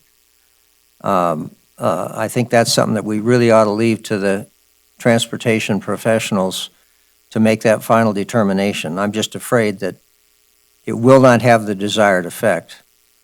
And the last comment I would make to my RTC friends is I think you should be thinking long-term about extending this back down to King Street, down to Longview, or at least even to Ormsby for the full width of the improvements so we don't have the neck down ultimately. And that would be a long-term kind of thing to at least get it to the school. Those are my comments. Is there anything more from staff? Yes, Dirk. I just want to say that staff does appreciate all the comments that we received, and we've definitely identified that there's a lot of existing issues out there, and our aim is to fix as many of those issues as you can with the resources that we have. And so we do appreciate all the comments and all the discussions that have gone on. Thank you. And a speed sign that flashes your speed might be a real good idea for King Canyon Road coming down. Lindsay, did you have a comment? I do. So for the record, Lindsay Boyer, Open Space Manager. I just wanted to add in that, we certainly hear everyone's concerns as it relates to the environmental impacts, and that's something that we're eager to address as we have increased use up there. So not as a component of this FLAP grant project, but, in addition to, we've talked about the potential of adding a boardwalk feature or railing up at the top at the waterfall to try to, limit how many people are actually gaining access to the waterfall itself. We've also talked about the potential to add, some more fencing and split rail fencing up there just to try to keep people on the trail and prevent some of the cutting of switchbacks that happens, which leads to erosion. So there are some things that we're looking at implementing to address those concerns. And we'll also be kind of implementing a monitoring plan going forward just to keep track of the erosion that's happening up there. I know there's a project in the works as well to put in a retaining wall near the top as well to help keep people on the trail. So there's some mitigations that can be done to address that aspect as well. Thank you, Lindsay. I think we heard a number of concerns that are very valid and legitimate when something's being sort of loved to death. So I think that's great, and hopefully we can, from an open space perspective, we can look hard at having some of those in place by the time some of these improvements are done. Yes. So just as one other comment, during the RTC meeting, we had an individual that had discussed some fire safety issues. And so I did want to let all of you on this commission and committee know that we did, as RTC, direct staff to please look into installing water tanks to be able to hold water up there, 10,000 gallons, because we were told that when the power goes out, you've got a fire emergency, they don't have any water. Their wells are off. And so I really want to tell the public how much I appreciate their working with us and their comments, and that this has been one of the greatest groups to really work hand in hand to try and get the best project possible. And so I'm also hopeful we can meet that fire danger and mitigate that. And just wanted to, again, thank all of those, Dr. Clemenson and Mr. Walsh and Scott and all of you. What a pleasure it is to work with people in a community that just want to make a project better. So I'm also cognizant of your comment, and let's see, I think Ms. McKenzie also did, about the lower roadway. And we'll have to see from the RTC perspective where that can fit in all of our goal sets and long-range planning, but it is, I've taken notice, I guess that's what I can say, to bring that backwards to the RTC committee for looking at that priority. So thank you all very much. Great. Thank you very much, Lori. Okay, moving forward with item 3B, discussion and possible recommendation to the Board of Supervisors for approval of the draft Prison Hill Recreation Area Master Plan, which includes topics suggested by Open Space member Jerry Masad and the Open Space Committee. They're bailing out on you, Greg. Go ahead.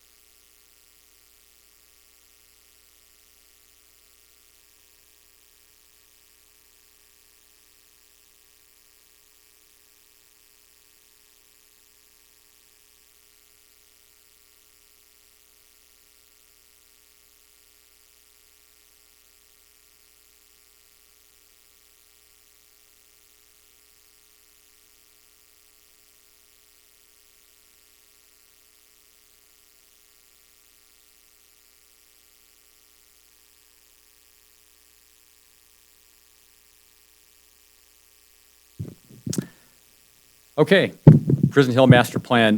For the record, Greg Bergeron, Trails Coordinator, Parks, Recreation, and Open Space. And, okay, oh boy. All right, so just a little bit of background. Prison Hill covers about 3,100 acres. Rocky profile is visible from throughout the city.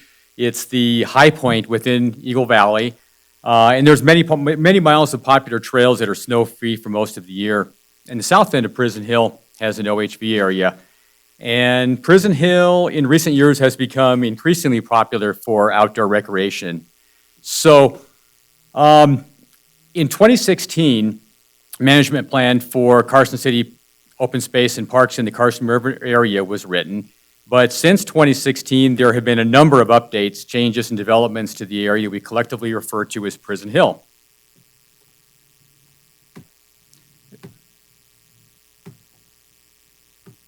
Oops, what happened here?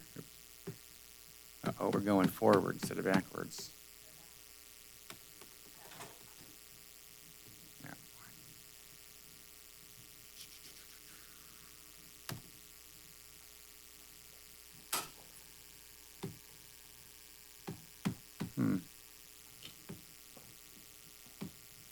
All right, sorry about that.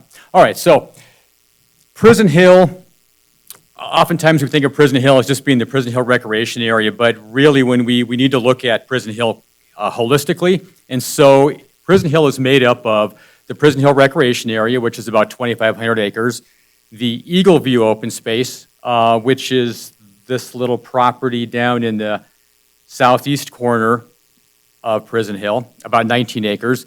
The Mexican Dam open space, which is on the east side of Prison Hill around the dam, and that's 64 acres. There's the Kuntz parcel, which is about 114 acres on the west side of Prison Hill at the end of Kuntz Lane, and then Silver Saddle Ranch, which is about 800 acres. Sorry about that.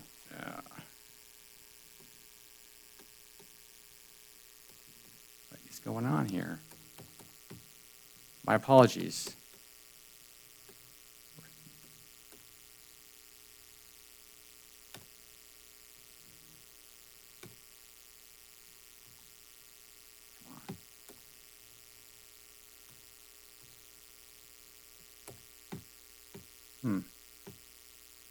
There we go. Okay, Silver Saddle Ranch is about 800 acres, but there's about 300 acres that are geographically part of Prison Hill. So the purpose of the master plan, 4 things. 1 is to provide an update on activities at Prison Hill since the management plan was written. Number 2, we want to provide recommendations to guide future land use planning and management efforts, including trailheads, access points, and trails. We want to incorporate the current planning and management efforts of the OHV area on the south end of Prison Hill. We want to provide recommendations for the 114-acre Kuntz parcel. And our vision is to help meet the needs of a growing and changing population by providing high-quality recreational opportunities for a variety of users, while at the same time protecting the natural resources, scenic beauty, and conservation values of the property. There are several management guidelines and regulations that had a large impact on how we wrote the master plan. One is the Carson City Municipal Code, Title 13, which affects Carson City Parks, Recreation, and Open Space. Another is the Omnibus Public Lands Management Act of 2009, or OPLMA. And so that act in 2015 conveyed certain parcels to Carson City, which included the Prison Hill Recreation Area, Silver Saddle Ranch, and the Kuntz parcel. And subsequent to OPLMA, there was a conservation easement that was written, and the conservation easement directs how we can manage those lands. It specifically addresses what we can do and what we can't do, and the conservation easement applies to the Prison Hill Recreation Area and the Silver Saddle Ranch. It doesn't apply to the Kuntz parcel. The conservation easement also allows OHV activity or motorized activity on the south end of Prison Hill. Another part of another guiding document is the programmatic agreement, which is an agreement between the Bureau of Land Management, Carson City, the State Historic Preservation Office, with consultation to the Washoe Tribe, and it addresses how we need to treat and handle cultural resources on Prison Hill Recreation Area, Silver Saddle Ranch, and the Coons parcel. All right, so planning efforts since 2016. The Eagle Valley Trails Committee report, which was completed in 2017, was a comprehensive evaluation and inventory of existing trails, and they made recommendations for the future. The Unified Pathways Master Plan, which was revised in 2018 to include the updates from the Eagle Valley Trails Committee report. Signage Master Plan for Carson City Parks, Recreation, and Open Space Department, which was completed in 2018. The Prison Hill Recreation Area OHV Master Plan, which was previously approved by the Open Space Advisory Committee in 2018, and that was written by consultants that we were able to hire through a grant from the Nevada OHV Commission. The Prison Hill Recreation Area Master Plan Survey, we conducted a survey last summer, which had about 190 respondents, and so a lot of how we did this plan was guided by comments during that survey, which paid attention mostly to that 114-acre Coons parcel, but also asked generic questions about trailheads and access points. And then in January, we had an open house to address the Prison Hill Recreation Area, and we had about 100 attendees that provided a number of comments for us.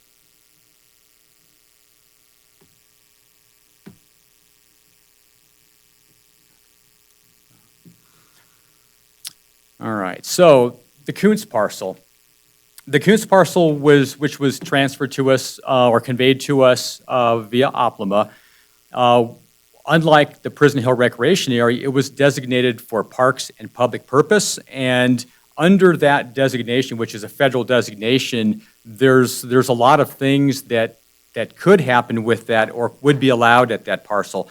Municipal facilities, hospitals, law enforcement facilities, fire stations, schools, a number of different things.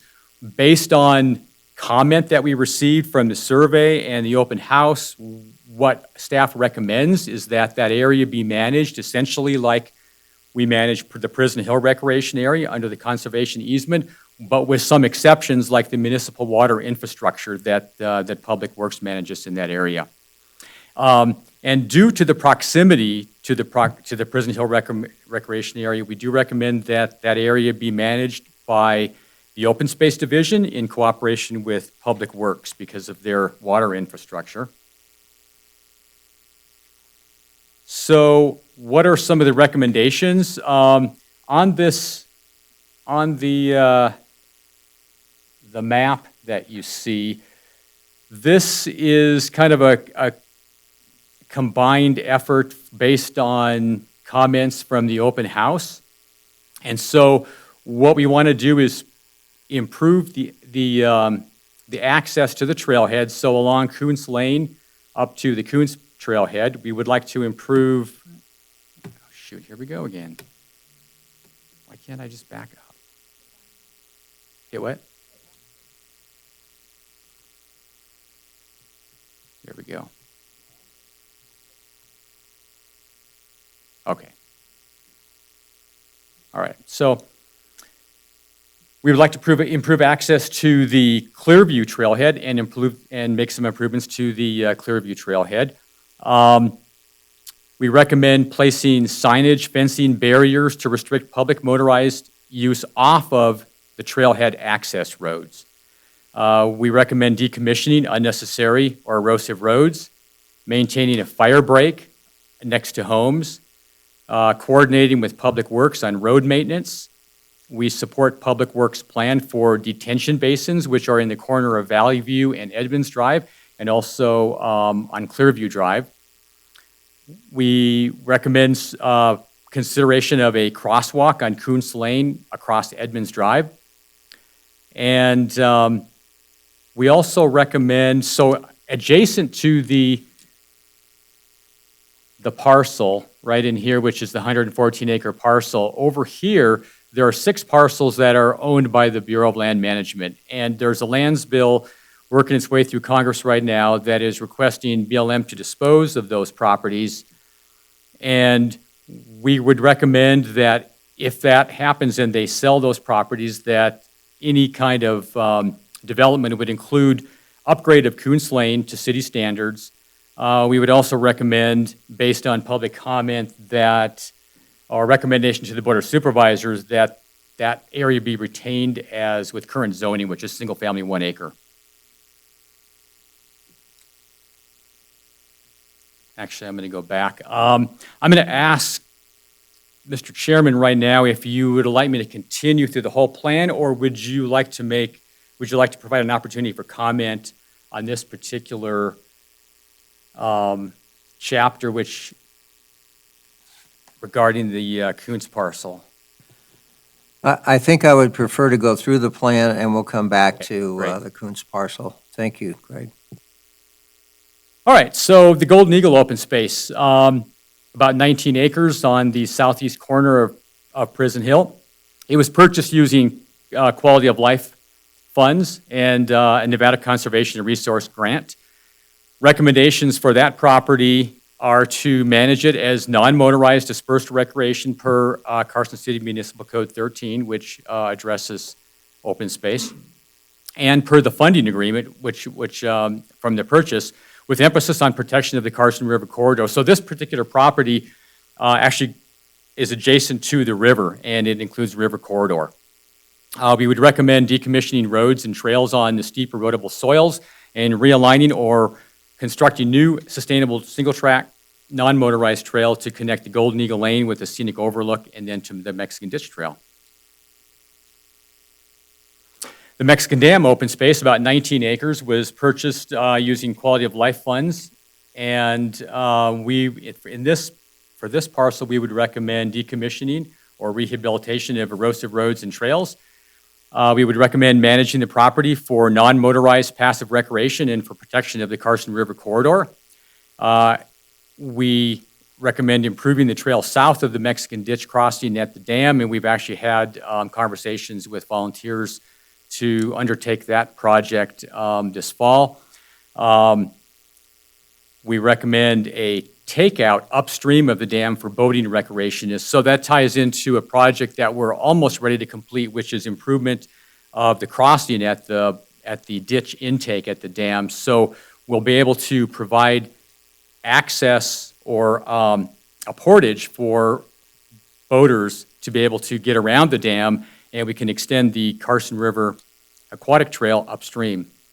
And then we'd also like to take steps to prevent dirt bike access from across the dam, which we have heard does happen when the waters are very low.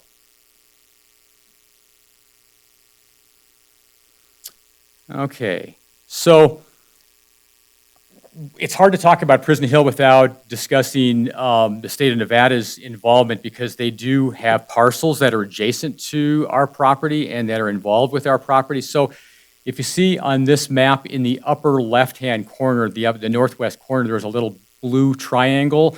That's a portion of state-owned land where we just built a new triple loop system of a single-track trail. We have a license from the state of Nevada to maintain those trails on their property. There's also a little tiny piece just below that where it says Prison Hill Recreation Area west of Fairview, and that is a little piece of property that we own. It's it would be the northwest side of Fairview Drive, and the state of Nevada has solar panels on that property. There's a couple of pieces of property down in the southwest corner. One of them, one piece of our property extends into the prison farm, and then the main entrance to our OHV area on the very south end crosses about 150 feet of state land. So the state is definitely a partner with us on Prison Hill. Trailheads and access points.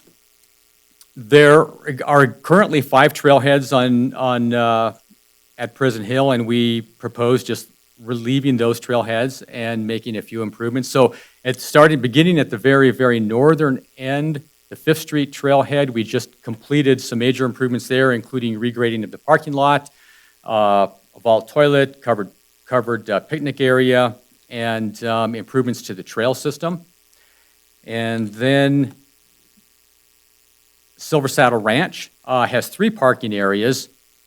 We have some small recommendations for Silver Saddle Ranch, including ADA parking and a few other small things. Down at the very south end is the access for the OHV area, the staging area, but it's also accessed by or used by non-motorized users. It's a very, very large parking area, and that is addressed in our OHV management plan.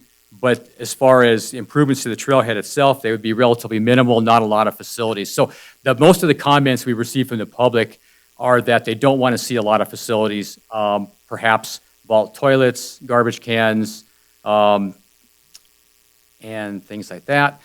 So the pedestrian access points, I'm sorry, I didn't finish the trailhead. So there is 2 more trailheads, the Clearview Trailhead and the Coons Trailhead, which we addressed earlier, and both of which we have some recommendations for some improvements. Pedestrian access points. These are neighborhood access points. There's no parking. They're used by neighbors to be able to access Prison Hill, and there's 5 of them around Prison Hill. We recommend leaving those in place, no improvements other than perhaps a post with a sign identifying what it is.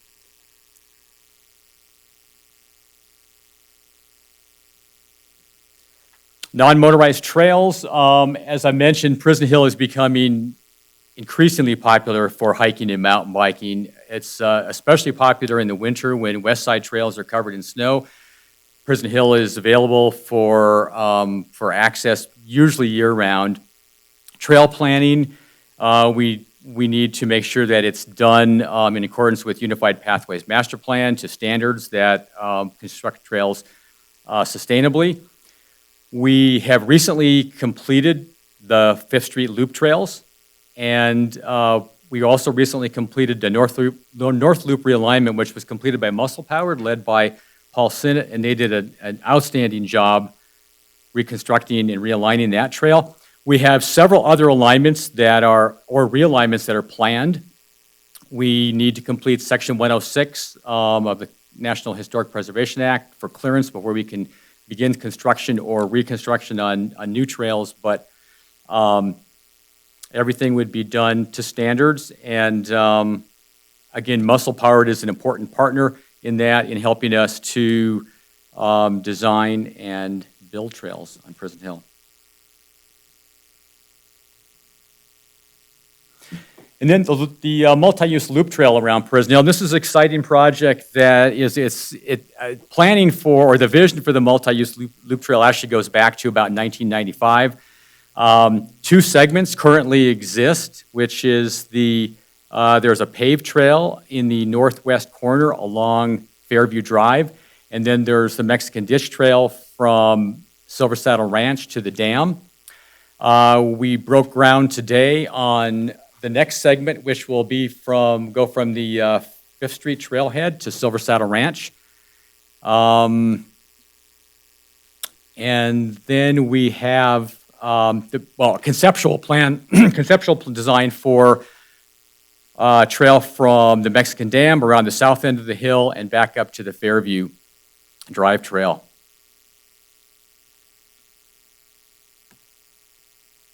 Okay, the OHV area. So, as I mentioned earlier, the OHV management plan was developed in 2018 in partnership with the National Off-Highway Vehicle Conservation Council. It was previously approved by Open Space Advisory Committee on October 15th, 2018.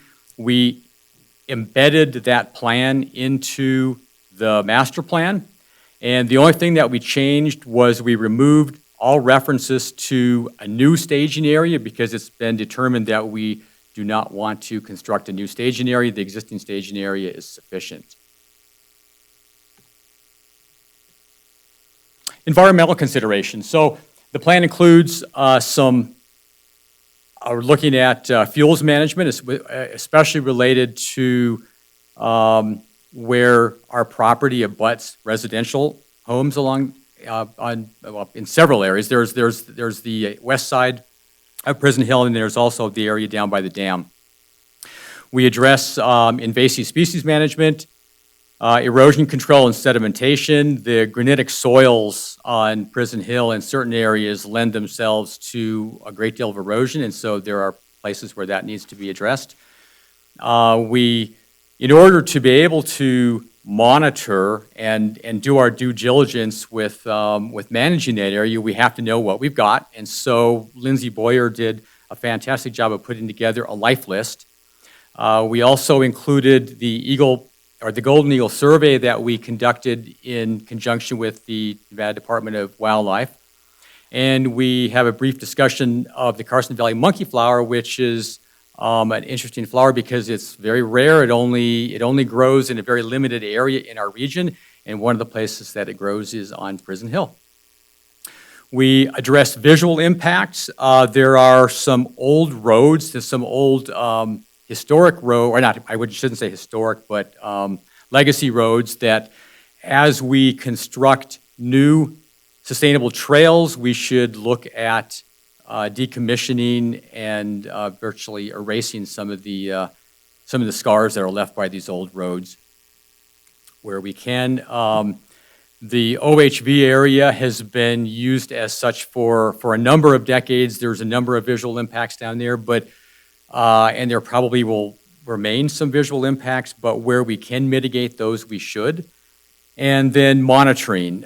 We have, or the Open Space Division, part of our mission is to monitor our properties, and so that's ongoing.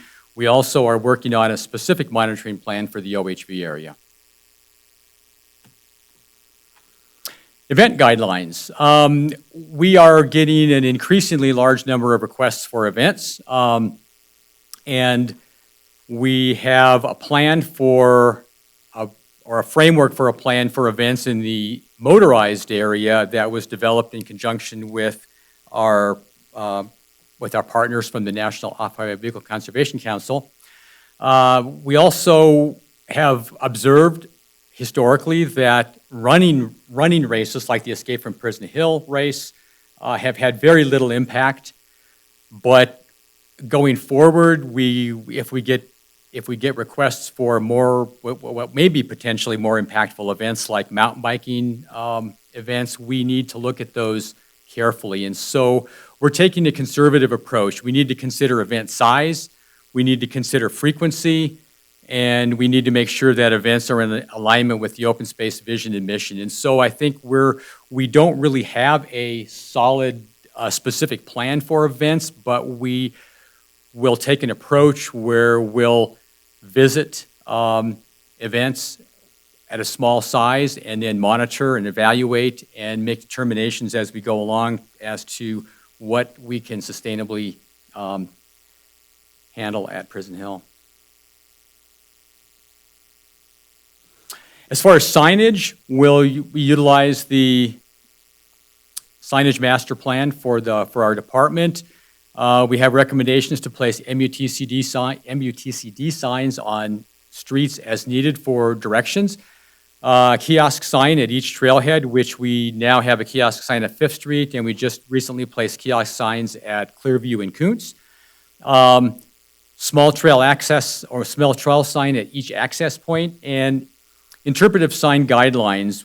Interpretive signs we see those as being very beneficial. I know Lindsay and I are very excited about being able to put up some interpretive signs, but we also need to be cautious as to not impact the undeveloped character of Prison Hill. So we need to be careful about where and how we do those. The plan includes a pretty comprehensive list of appendices, some of which are available online, and some of which are included will be included in the plan itself. And that concludes my presentation, so we'll take questions. Thank you, Greg. A very comprehensive draft by the staff, and thank you for bringing it to us. At this point, I'll ask for comments or questions from the Open Space Committee members. Would anybody like to comment at this time? Jerry Masad here. Go, Jerry. Greg, I want to commend you on your in-depth presentation. I think it's awesome. But I also would like to add one little thing that I don't think perhaps we'll post signs at public access points is suitable. I think it definitely needs to happen because part of the problems we're having is that there is no signage and that people are just doing whatever they want out there. So I'd like to make that as a recommendation. And I think that's really all I have. I think you did a great job on this thing. Thanks. Thank you, Jerry. I know you've been close to it and very much involved, so. Signage. I do have one comment. Sorry. Go ahead. Greg, do you have any idea on the timeline on this?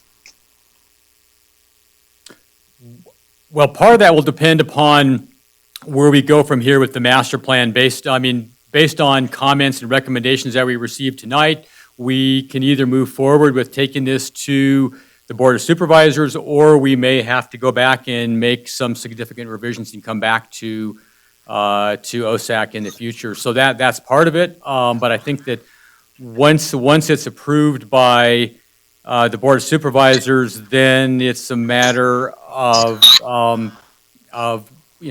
working to implement the pieces of the plan. Some of it is going to require obtaining grant funding for some of the bigger projects like the loop trail around Prison Hill and things like that. Some of the stuff that we can do, for example, on the 114-acre Kuntz parcel, we could do, I think, with existing quality of life funding.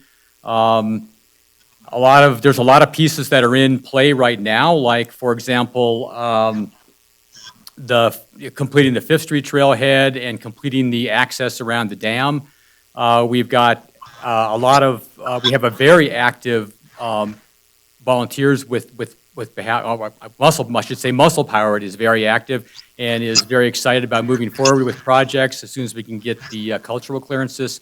So there's a lot of things that we can do, I think, fairly quickly, and there's some of the bigger projects will require some more time. Well, thank you for that, and looking forward to seeing the improvements. Amen. Okay, other comments from Open Space Committee members? This is Don Anderson. I have a few. On the 114-acre parcel, I wasn't real clear, but I took it that you're going to eliminate all OHV activity on that parcel? Correct.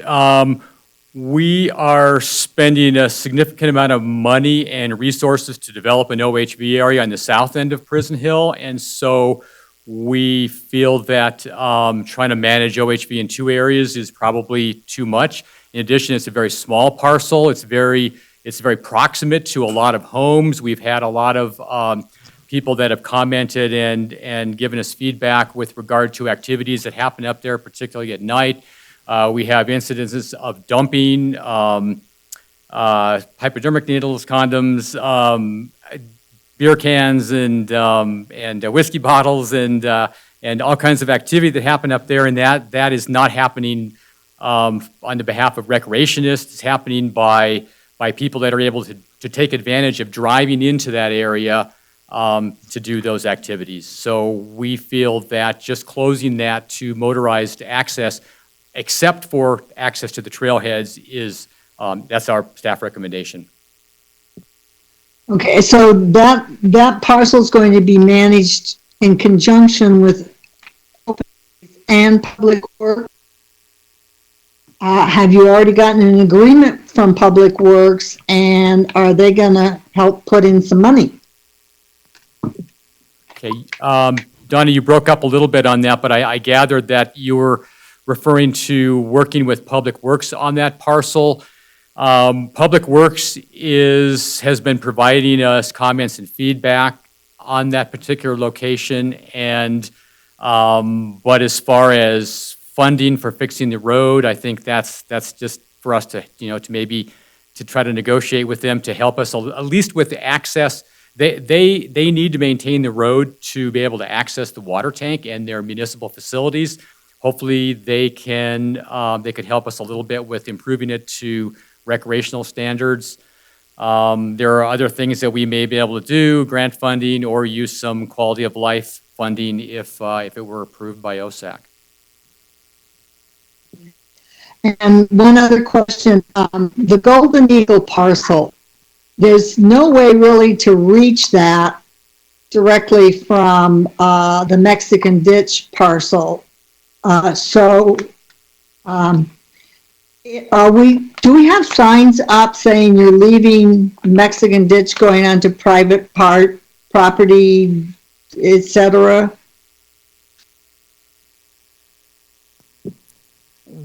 There's this when you travel around Golden Eagle Lane, and you're on the west or the east side of Prison Hill heading north again, you would encounter a gate with a private property sign on it, and the owners back there do not want motorized activity across their property. They've been amenable to allowing pedestrians and mountain bikes to cross that property, but realistically, we would like to find access, or ultimately, if we can build that loop trail around Prison Hill, we'll be able to navigate around all private property. And so I think the best access for non-motorized users would be on that loop trail, either from the north or from the south.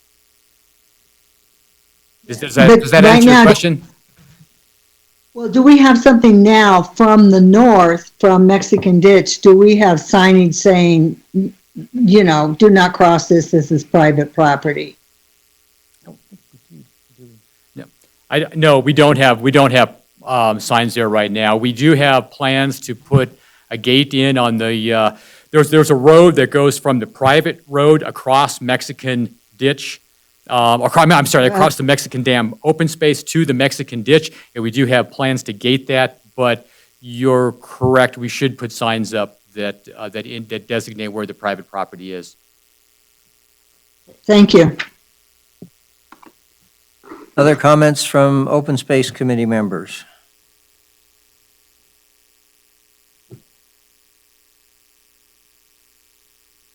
Okay, hearing none, a couple of thoughts that come to my mind. It looks like a little bit of split rail fencing might help an awful lot on that Kuntz Lane parcel to minimize the access for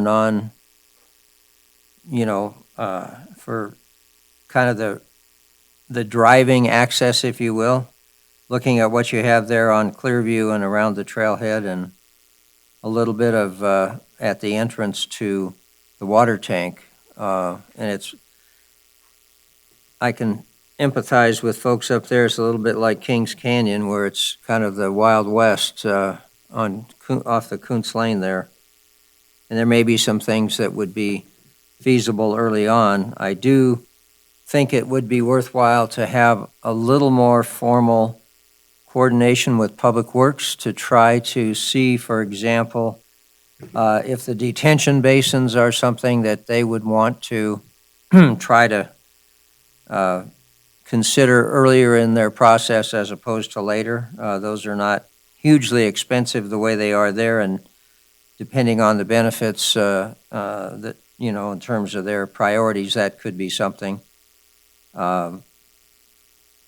Obviously, Public Works is a partner, but they're not, they have their own funding issues, but hopefully we would look at something like this and have Public Works, more formalized input to make sure that if they wanted to talk about access or drainage to reach those detention basins, or grading or other things that conceivably might help with the reclamation of some of that area where it's been just bisected with roads and pathways, might also be helpful as an element. And I know there's been some discussion, but I'd like to see us continue on this pathway of developing and finalizing this master plan so we can begin to put some things in place that help implement this in pieces, even though it's going to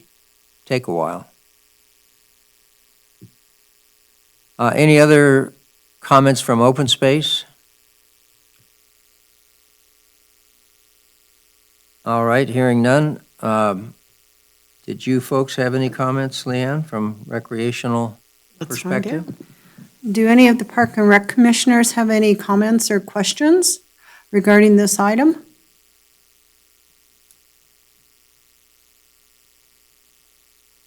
This is Stacy Wilkie. I would just like to say I really enjoyed the presentation. Since the COVID thing has come up, I've spent more time out there at Prison Hill, and it definitely needs more signage, especially for the OTVs, and because it's really hard to tell where the property lines are up there. And that during this COVID, we know of like 10 groups from California that are coming up almost every weekend now to enjoy our facility. So I really enjoyed the presentation and the work by staff. Thank you. Excellent. Any other questions or comments from the Park commissioners? Thank you so much, Greg. We really appreciate that. It was informative. A lot of work went into it. Yeah, thank you. And I just wanted to address Stacy's comment about the designation between the OHV area and the non-OHV area. So that is definitely part of our plan going forward. In fact, we once we complete Section 106 cultural clearances for the south end of Prison Hill for the OHV area, we are going to begin implementing new trails, signage, fencing, and water management facilities. So there'll be a lot of activity going down there, and that will definitely include making very, very clear designations between the two areas. Thank you, Greg. That's going to be, I think, real helpful and address a lot of the concerns that are been brought to open space about the OHV area. I realize it's impossible to predict, but do you have any idea on the Section 106 process in terms of the moving it forward so we can begin to do some of that fencing and signage? I can speak to that. Lindsay Boyer, Open Space Manager. So right now we're kind of looking at the hill as a whole and seeing where we need to complete Section 106 and where it's been completed and how that aligns with various projects. So right now we're in the process of getting the south end cleared so that we can move forward with all of the project needs out there. That's been a huge priority. But we've already started looking at the hill and identifying kind of the next stages of completing Section 106. It is a somewhat expensive process and a cumbersome process in terms of timing, so we're just looking at piecing that and accomplishing, sections as we go as it relates to priorities. So the west side of Prison Hill is definitely the next priority area after we complete the south end. Great, thank you. We always have more priorities than you have time, so. Yeah, right. Okay, this is an action item for the Open Space Committee, and we would certainly recommend, or we would certainly invite any input from the Parks and Rec folks. But do we have a motion regarding the recommendation of the supervisors regarding the draft plan? We do. Hey, Thank Bruce, you very this is much. Jeremy. I have a comment. That is my fault. Jeremy, go ahead, and then we'll get public comment. Go ahead. Why don't we do public comment and then I'll make mine.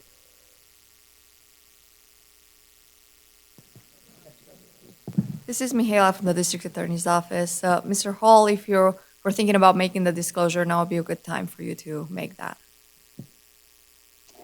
Yes, ma'am. So just in the interest of transparency, to avoid any conflicts of interest, I'll abstain from voting on this agenda item. My firm, NCE, is a for-profit consulting, engineering, planning, and environmental company, and we are conducting the Section 106 compliance for the OHV area.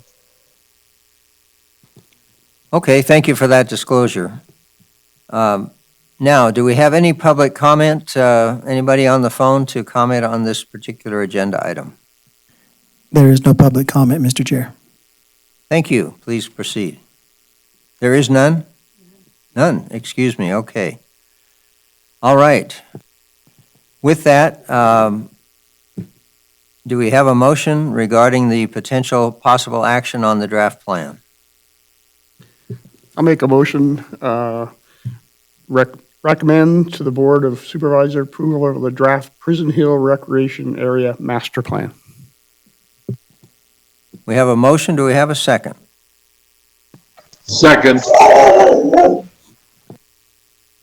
Seconded by Jerry and his dog. That wasn't my dog. Oh. Sorry, that was Margie's dog. All right. Does he have any further comment?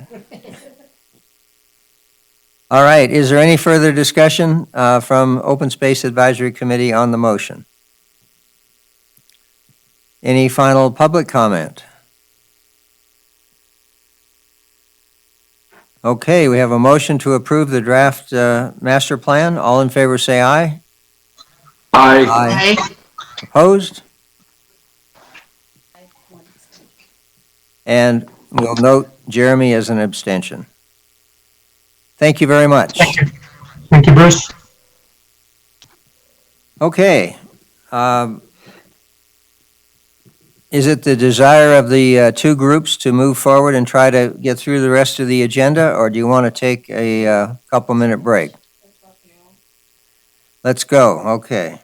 We're at the end. The chairperson says go. For Parks, we'll do it. And, well, I won't say it. Item 3D, discussion only, review and discussion regarding Carson City B City USA number 76 annual report for the calendar year 2019. Oh, I'm sorry. I You're am. in a hurry, Bruce? We'll go to 3C, annual report for regarding activities of the Open Space Division to be submitted to the Board of Supervisors. Still to you, Lindsay.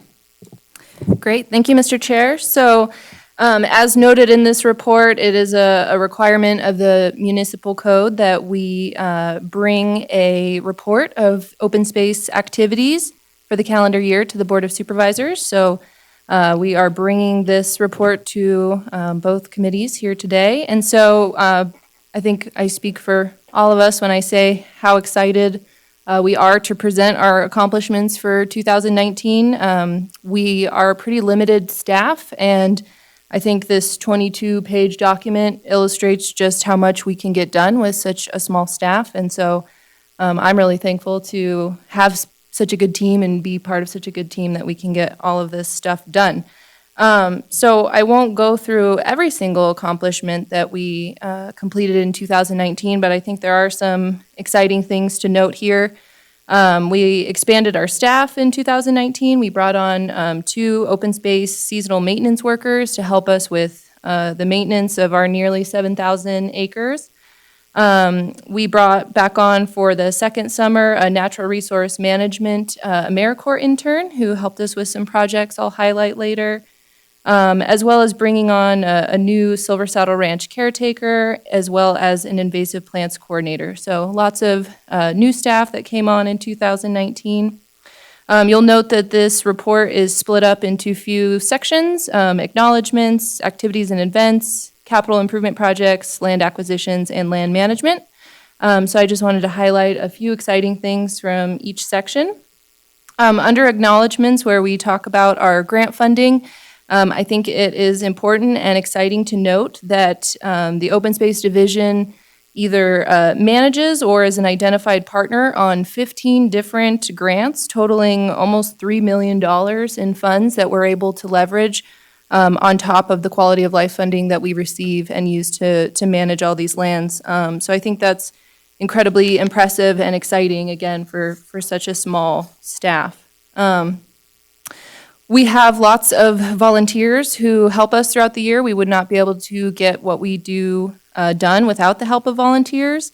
Folks like Muscle Powered obviously help us a lot as it relates to trail maintenance and trash activities and things like that. But other organizations such as River Wranglers, Great Basin Institute, Dutch Bros, Bikesmith, Kiwanis, and the Tahoe Rim Trail Association have all been valued partners as well.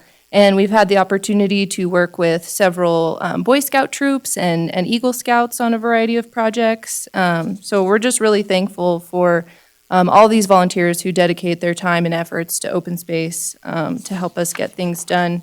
And it should be noted that we have an estimated value of $75,000 in the volunteer efforting time, nearly 3,000 hours spent on our land. So very thankful, very impressive. Moving on to some activities and events. This year and in previous years, we've spent a lot of time expanding our interpretive program, and I think that's a really exciting thing to note. Working with the department's AmeriCorps Vista volunteers, we've been able to, build a program basically from the ground up. We started with holding events that had just a few people, and, before COVID happened, we were topping out at 50, 60, up to like 80 people attending some of our full moon hikes. So the community has really kind of grabbed on to these programs, and I think they're really excited to be able to participate in them, and we're excited to offer them, and we're happy to bring people to open space areas when they might not have been able to visit them before or weren't aware of them. Other exciting things, this year we held some events on Prison Hill for the first time. One of them was a cleanup in conjunction with the Pine Nut Mountain Trails Association, as well as some volunteers from the NJROTC from the high school. And they helped us clean up quite a bit of trash at the south end of Prison Hill, but the most exciting thing they helped us with was removing an abandoned vehicle that was stuck in the non-motorized portion of Prison Hill. It had been there for several years at this point, and staff had exhausted almost every option to get that vehicle out of there. So without those volunteers, we would not have gotten that vehicle removed. We also had the opportunity to highlight the south end of Prison Hill at a in-person workshop that was held at that site. So this was in conjunction with the National Off-Highway Vehicles Conservation Council Conference, which was held in Reno. So they held this mobile workshop, and they brought attendees from around the world to come and see our open space and talk about our project improvements and everything that we're doing down there. So that was very exciting. Other things that happened in open space, I think everyone is aware of the Homestead Holidays event that took place this year. That was a new one for open space, and it received a lot of attention and attendance, and I think highlighted Silver Saddle Ranch to a lot of folks who had never been there or even heard of it. So I think using events like this to expand people's interest and knowledge of open space is huge. So we were excited to help partner on that event. As Greg mentioned, we completed some improvements to the 5th Street trailhead. I think that's just such a visible project, and it's every time I drive by, I'm just so proud to see what we've accomplished there. If you remember what it looked like before, it just looks so polished and awesome now. So that was a really exciting project. I think we were glad to finish this year. Other items, I think it's exciting to note that we did complete one acquisition in 2019. So the Open Space Division acquired an additional 20 acres along US Highway 50 west. So this property was previously owned by Michael Fagan, who's been kind of a friend of open space and, has partnered with us on conservation easements and other property acquisitions. So we were very excited to purchase and preserve that section of property to really, prevent that view shed coming into Carson City from potentially being developed. I mentioned that our natural resource intern did some exciting projects this year. So we have an issue with the noxious weed Eurasian water milfoil in Carson City. This is an aquatic noxious weed that is highly invasive and incredibly problematic in terms of there's not a whole lot of solutions to get rid of it. So we've spent a lot of time evaluating different options and trying to figure out how to manage that issue. Tahoe has a huge issue with milfoil as well, and they've spent millions of dollars at this point trying to manage it. So the main problem with this plant is in the Mexican ditch, and it tends to clog up irrigation structures. It outcompetes, native aquatic vegetation, takes up space that, wildlife would be using, all of those kinds of things. So working with our natural resource management intern, she spent the summer surveying all of our waterways and noting where we had infestations. But I think the most exciting thing that she accomplished was putting together a comprehensive management plan for this plant that really identified all the different treatment strategies and how we can best move forward. And she also completed an experiment related to that project, which you can see in this report, where she evaluated a few different methods using black plastic or clear plastic that essentially cook the plant or prevent it from receiving sunlight. So we're excited to start implementing all the stuff that she put in that management plan, and we're very proud of her and her accomplishments. Other things that happened this year, there was a huge fire in Carson River Canyon open space in 2018. And so in response to that, we got some grant funding from the Nevada Dream Tags Charitable Fund grant to do a large-scale restoration in Carson River Canyon. So that whole area was aerially seeded using a helicopter. And we did some small experiments in there with seeding as well, just to really try to prevent invasives from taking hold. It was a 200-acre fire, so it was a pretty large area that was burned. So we were excited to receive that funding and complete that revegetation. East Silver Saddle Ranch has been ongoing, but I think if anyone has been out there lately, you can see just how much that site has changed through time. We completed a lot of improvements to that site starting in 2017, 2018, and then just continued that into 2019. And at this point, we have seen a total turnaround in terms of the trash that's there, the nefarious activities, just it's a completely different site. So we're really proud of everything that's going on at East Silver Saddle as well. Of course, we had our sheep project we run every year. The 2019 was the second year we held our trail graze hike to highlight the project. And that was one where we had nearly 70 people attend, and everyone loves the sheep, so they were very interested to learn more about that project. So we'll continue that into future years. Let's see. So there's other things noted in this plan, obviously. I think another thing to really highlight, as Greg just went through, is just everything that we've done down at the south end of Prison Hill. Obviously, that's been a huge focus for us and a big priority, so a lot of our efforting has gone in there. But I think there's a lot of really visible changes, and there's just so much positivity coming out of this project. So we're really excited and proud about that as well. So I'm sure there's other things in here that I didn't touch on, but if anyone has any specific questions or comments they'd like to make related to our annual report, I will take them now. Thank you, Lindsay. Any comments or questions from committee members?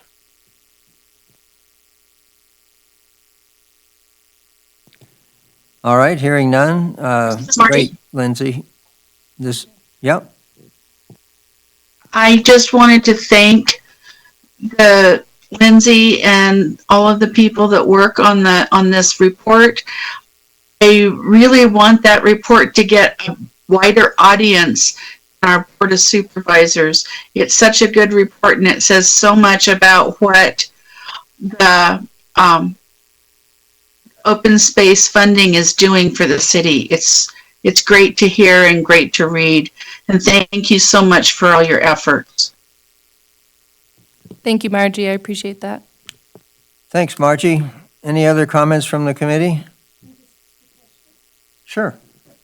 So I notice on page 2 of your report, when I look down at phase 3 of your grants, is that indicating that the Nevada Off-Highway Vehicle Commission has already granted $100,000 for phase 3? And is that a final date of expenditure? So is it has to be spent by 12/31/2022?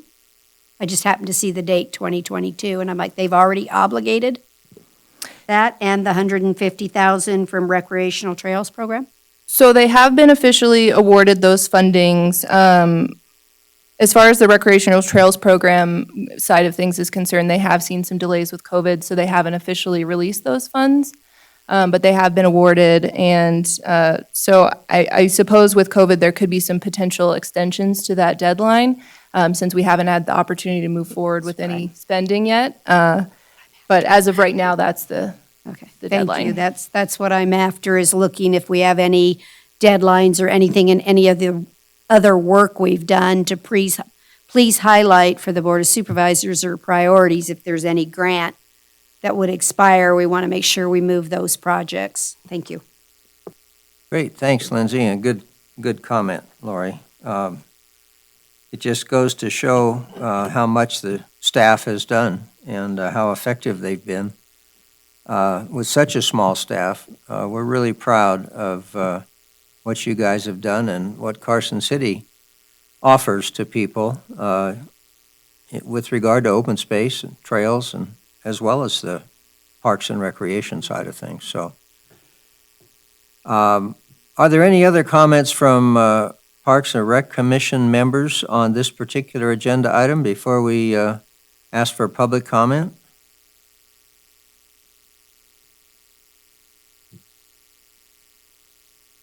Is that a long enough silence? Okay. All right. Are there any public comments on this item? There is no public comment, Mr. Chair. Thank you very much. That being said, do we have a motion to approve this annual report for presentation and submittal to the Board of Supervisors? I move to approve the I'd like to 2019. approve that report, but I'd like to say in conjunction that I think it's really silly that we have this on a joint committee agenda. I mean, this is something that only has to do with open space. So why is the Park and Recs people subject to this dissertation? I don't get that. And in reverse, I'd like to say that I don't want to listen to the recommendations accomplishments for last year unless it has to do with open space. And that's my comment. Thank you. Thank you, Jerry. Moving forward, all in favor of the motion on the floor to approve this for presentation to the board, say aye. Aye. Aye. Aye. Okay, motion passes. And, Jerry's point with regard to subject matter for the Open Space Committee or the joint meetings or Parks and Rec is certainly something that we can keep in mind. This is important timing-wise because we're running out of 2020 and this is a 2019 report. And with COVID and that sort of thing, I think it's one of those where, unfortunately, Parks Commission got to hear it. We enjoyed it. Okay, let's go to item 3B. Review and discussion regarding the Carson City Bee City USA number 76 annual report for calendar year 2019. Lindsay. Thank you, Mr. Chair. Lindsay Boyer, Open Space Manager. So I think this is another just really exciting thing that we're proud to share. For those who might not be aware or haven't heard, Carson City is a Bee City USA. We were designated as such on October 18th, 2018. And we were the 76th Bee City USA in the nation and the first in Nevada. And for those who don't know what Bee City USA is, Bee City USA is an initiative of the Xerces Society, which is all about invertebrate conservation, specifically focusing on pollinators. And as a society, they noticed, within the last decade or so, just the declines that are happening with pollinator populations, specifically honeybees, but this applies to all pollinators, butterflies, bats, bees, the whole nine. So, they realized that there's obviously something going on with pollinator populations, and they've identified a few different reasons why pollinators might be imperiled. Things like habitat loss, monoculture crops that we grow, for food, reducing diversity that way, misuse or overuse of pesticides. So lots of different things are contributing to those declines. But as we know, pollinators are critical to our own survival. I think it's 2/3 of all the food that we eat comes from a pollinator's services. So without pollinators, we would really have a pretty bland diet.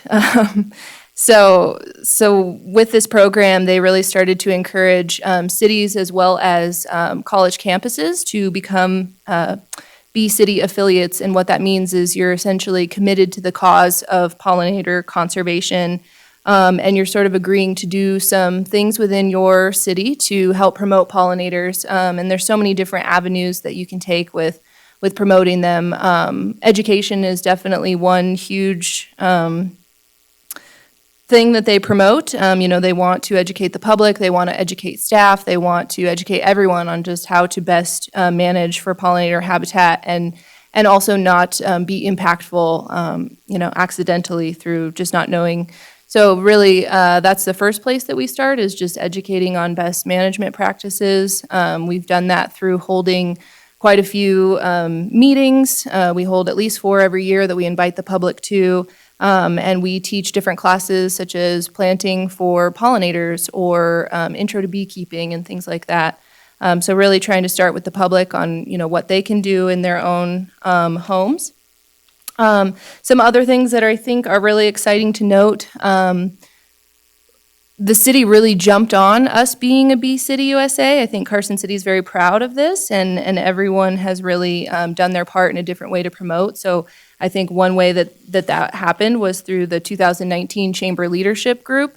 Their project for the year was to put together some bee habitat and specifically a bee hotel. So if everyone has not been to the Foothill garden area where this bee hotel is put in, it's absolutely beautiful. It contains all kinds of interpretive information.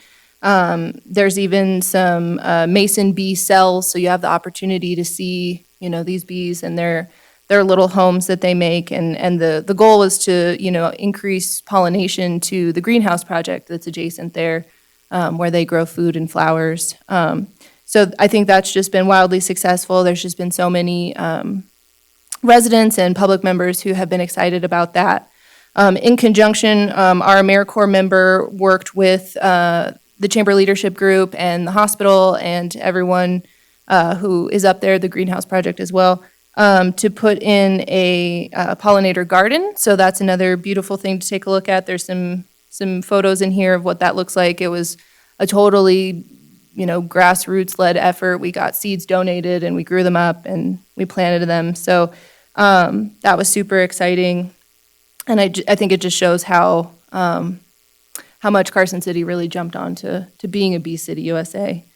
Another thing that I'm really proud to highlight is our pollinator-friendly plant list. So another recommendation from Xerces is to put together a list of plants for your region that you can share with the public and others. So people are, planting the right plants and also promoting pollinators while they're doing it. So I put together a huge list of all the plants. It's nearly 160 plants that are, either local or adapted to this area, that are all good for pollinators. And what we did is we basically made it a condition of approval to developers that their plant palette has to have at least 50% plants from this pollinator species list.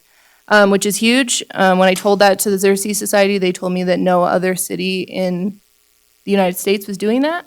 And so I think we really have the opportunity to change the plant palette of Carson City and, create all these little restaurants, for the bees as they move around town. So that's super exciting. A few other things, obviously you can see here we held quite a few events to promote pollinator conservation. Everything from educational events to, booth, tabling booth events and things like that, working with children as well. So we've been kind of all over the place trying to get our message out.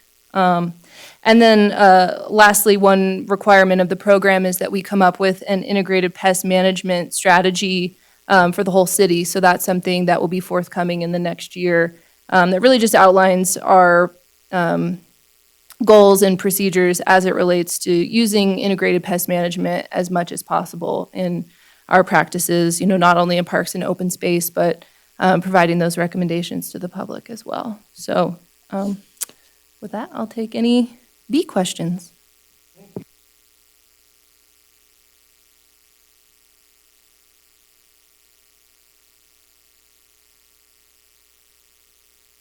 May I make a comment? This is Margie.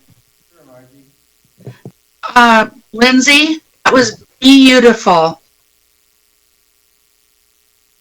Thank you so much, Margie. I caught your pun there and I liked it. Yeah, your enthusiasm shines through on this one. This is great. Ellen? Is your plant list online?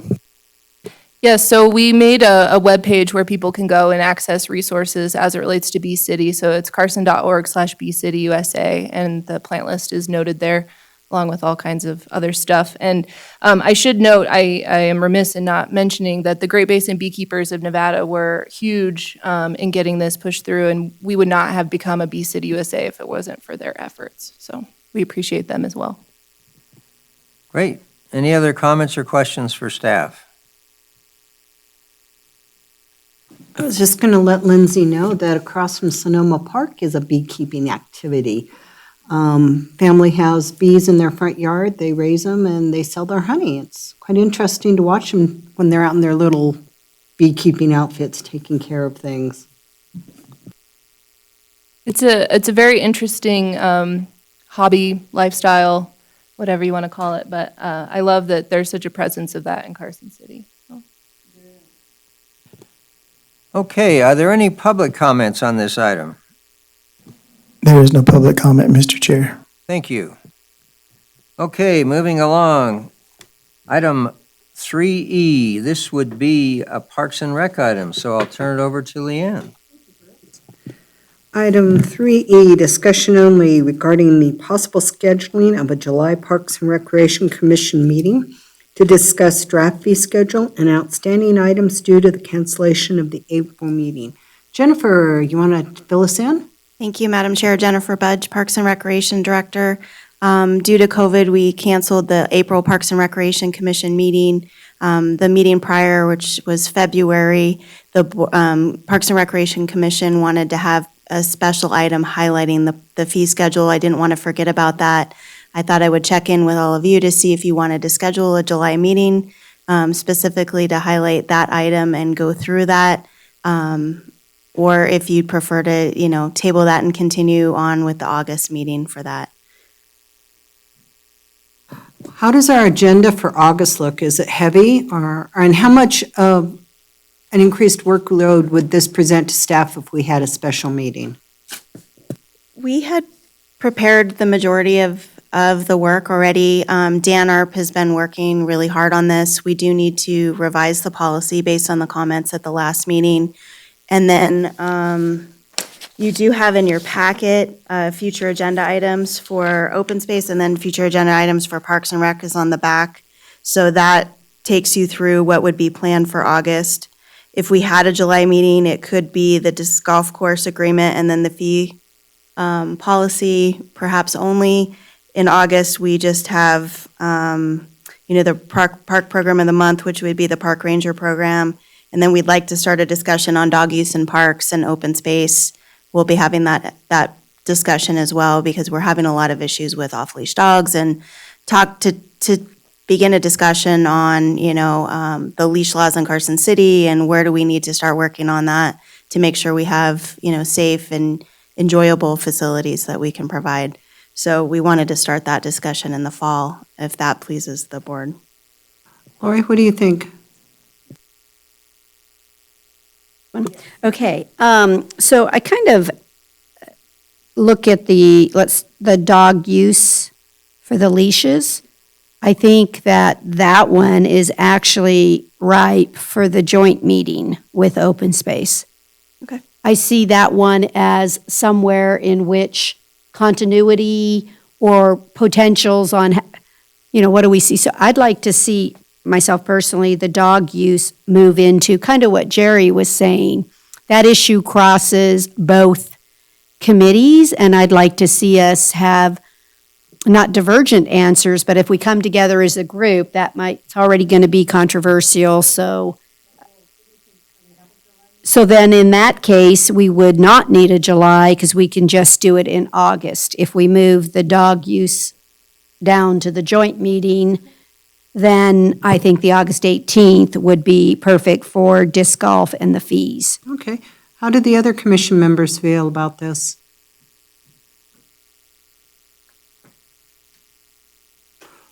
Well, They're tired. This is Kurt Meyer. I think Lori had some great ideas there.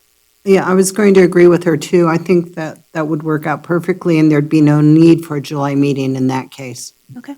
Yeah, we're happy to do that. Okay. All right, are there any public comments on this agenda item?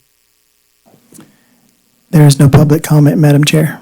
Thank you so much. All right. Okay, next item 4A, Director's Report. Jennifer. Thank you, Mr. Chair. Jennifer Budge, Parks and Recreation Director. Before I start, I just wanted to thank Lindsay and Greg. The caliber of the reports that they do are amazing. We typically would hire consultants for this level of activity for, tens of thousands of dollars. So not only do we save money because we have amazing resources on our team, but we are a small and mighty team and they're just doing amazing. And I just wanted to thank them for all their hard work. So it's just so impressive.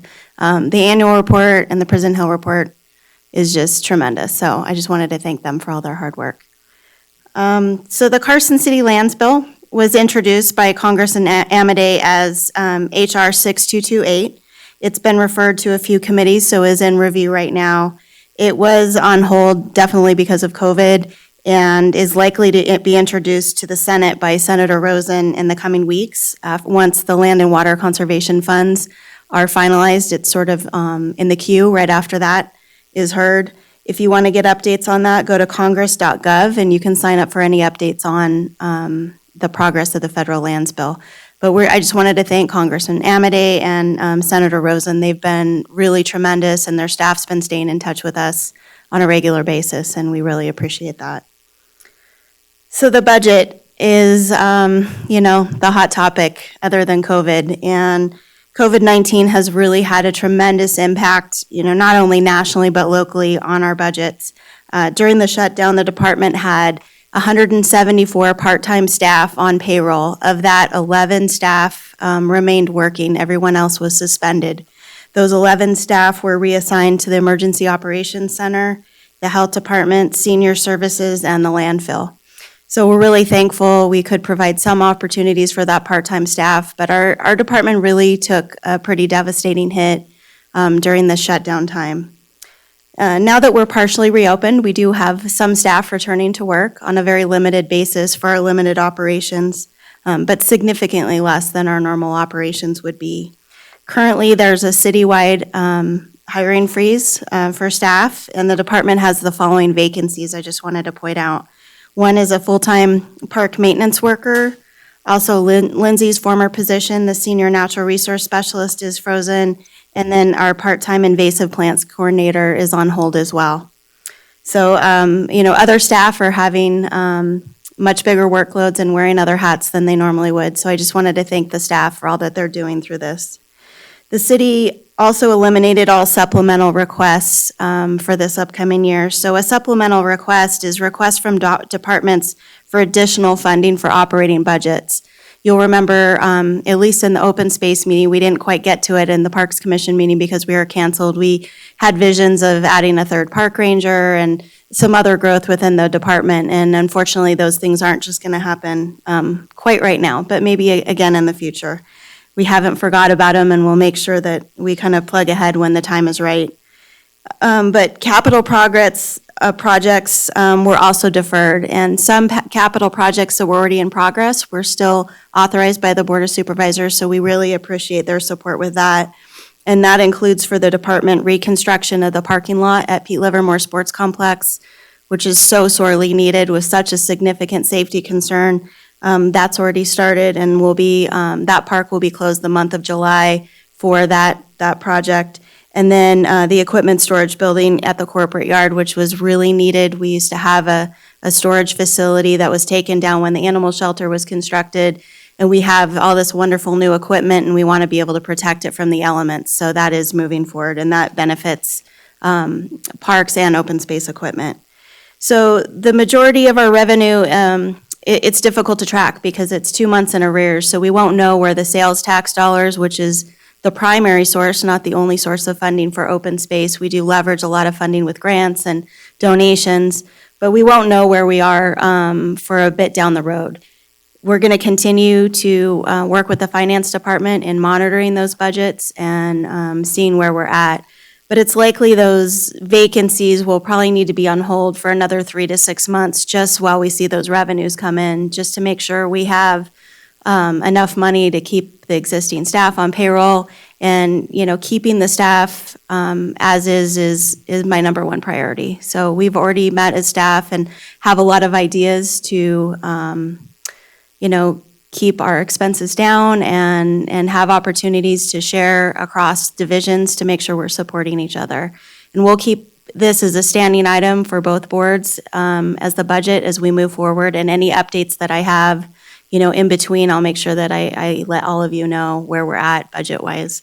But the Board of Supervisors has that as a standing item on all of their meetings as well. So they're definitely doing everything they can to keep the public and all of our advisory boards updated as we move forward.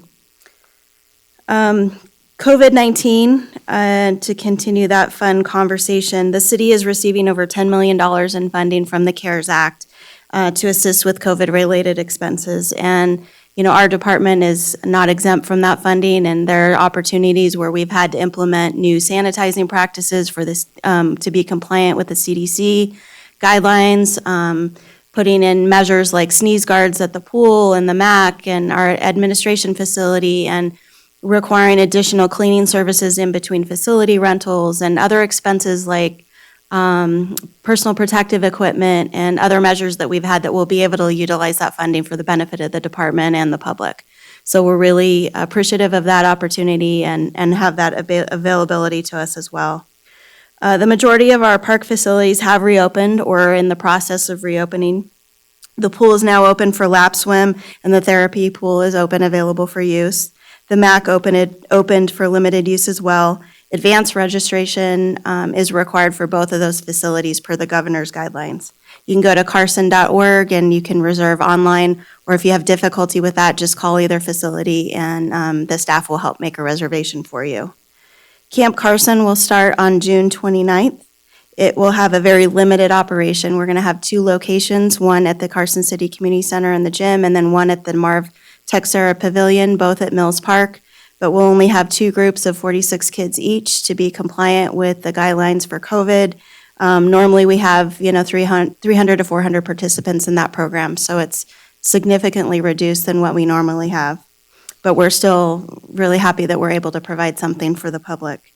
The disc golf course, Eagle Valley Golf Course, the archery range, and all the shooting ranges are back open, which is wonderful. There are some guidelines and some restrictions from normal operation. Like at the shooting facility, we do have every other shooting station open on the long range just to make sure people are social distancing. But people have been so excited and supportive and happy to have recreation opportunities back. Youth sports can operate for practices only. Carson Little League is starting today, actually at Governor's Field, so we're really happy about that. Tournaments, games, and spectator events are still prohibited at this time. So we are working with all of our user groups to try to make sure that we're ready to go when we get the okay to be able to do so. Outdoor sport courts and skate parks are open. Our playgrounds still remain closed, and those will likely be the last thing that we open. Just because they're high-touch areas, high contact, easy for transmission, and it's just difficult to have spacing, with toddlers and young kids to keep people safe. So, and that's consistent with the governor and the president's guidance. The rifle and pistol range, I'm proud to say the construction is complete and we're back open. Even with social distancing measures, as I said, we've had up to 250 people for drop-in use at that facility. And that's not even including the attendance for group reservations. So we're so proud to have that open. And when all this is over, we'll definitely plan a big celebration so everybody can get out and enjoy that facility. The Board of Supervisors did approve the fee schedule for that facility, and fees will be implemented starting July 1st. And then staff continues to seek additional funds for further improvements. We did do improvements to the covered lines and to the roof structures and had a contractor out to work on that to make sure that they were safe. And then we also submitted a grant to the Department of Wildlife for some additional improvements at the range. So we look forward to hearing from them on that. I wanted to thank Dan Earp for his efforts. He worked with Carson Tahoe Hospital, and they're giving us $17,000 to create an outdoor recreation program. So that will provide equipment, instruction, training for staff, and it will be very low cost, so people that might not be able to afford these opportunities will be able to get outside and recreate. And we'll probably start some of those programs hopefully this summer or fall. We can operate with small numbers and keep within the guidelines that we have right now. So you'll see that program grow over time. And then I just wanted to acknowledge Dave and Juana Whitefield for all their efforts to raise money. They've led this grassroots effort for pickleball, and they've raised over $12,000 to make safety improvements at the courts at Mills Park to provide a safer and better facility for pickleball at Mills. And we know that that's just a temporary measure. We want to have nice new permanent courts down the road, but they're really providing, an effort for the public that, we're not going to be able to provide right now, especially with our budget constraints. So I appreciate citizens getting out there and making things happen and supporting our efforts. So sorry, that was kind of long. Thank you. Thank you, Jennifer. Any comments for Jennifer or questions from either committee? Lori? So can we go back a little bit on the playground discussion? So is it two separate issues? One, like you said, is potentially that's a high-touch area and you're not potentially cleaning in between or whatever. But do we have some playgrounds in some of the neighborhood parks that really don't have a bunch of children playing on that they are less than 10 and so kind of help me on the playground issue a little bit, because if they can be practicing sports and the contacts are there. So I'm just trying to understand the playground a little bit. I completely understand what you're saying, and it's basically based on the president and the governor's guidance. So the playgrounds were one of the first things to be closed and are likely one of the last things to be reopened because of the high-touch areas. It's definitely not a decision that we're making. It's just in compliance with that guidance. And I hear what you're saying, and there's definitely playgrounds that are not as popular or well-attended as some of our destination ones, like the one at Roscoe Park. People drive all over town to want to go to that. It's not up to us. It's specifically listed in the guidance that they remain closed right now. So we're just complying with the governor. CDC or the governor? Because if you can send that to me, I saw it in the CDC that it was recommended, but I don't think I saw playground. Yeah, they haven't authorized that as being reopened, and they've been, I think it was like Directive 1 or 2, where they ended up being closed.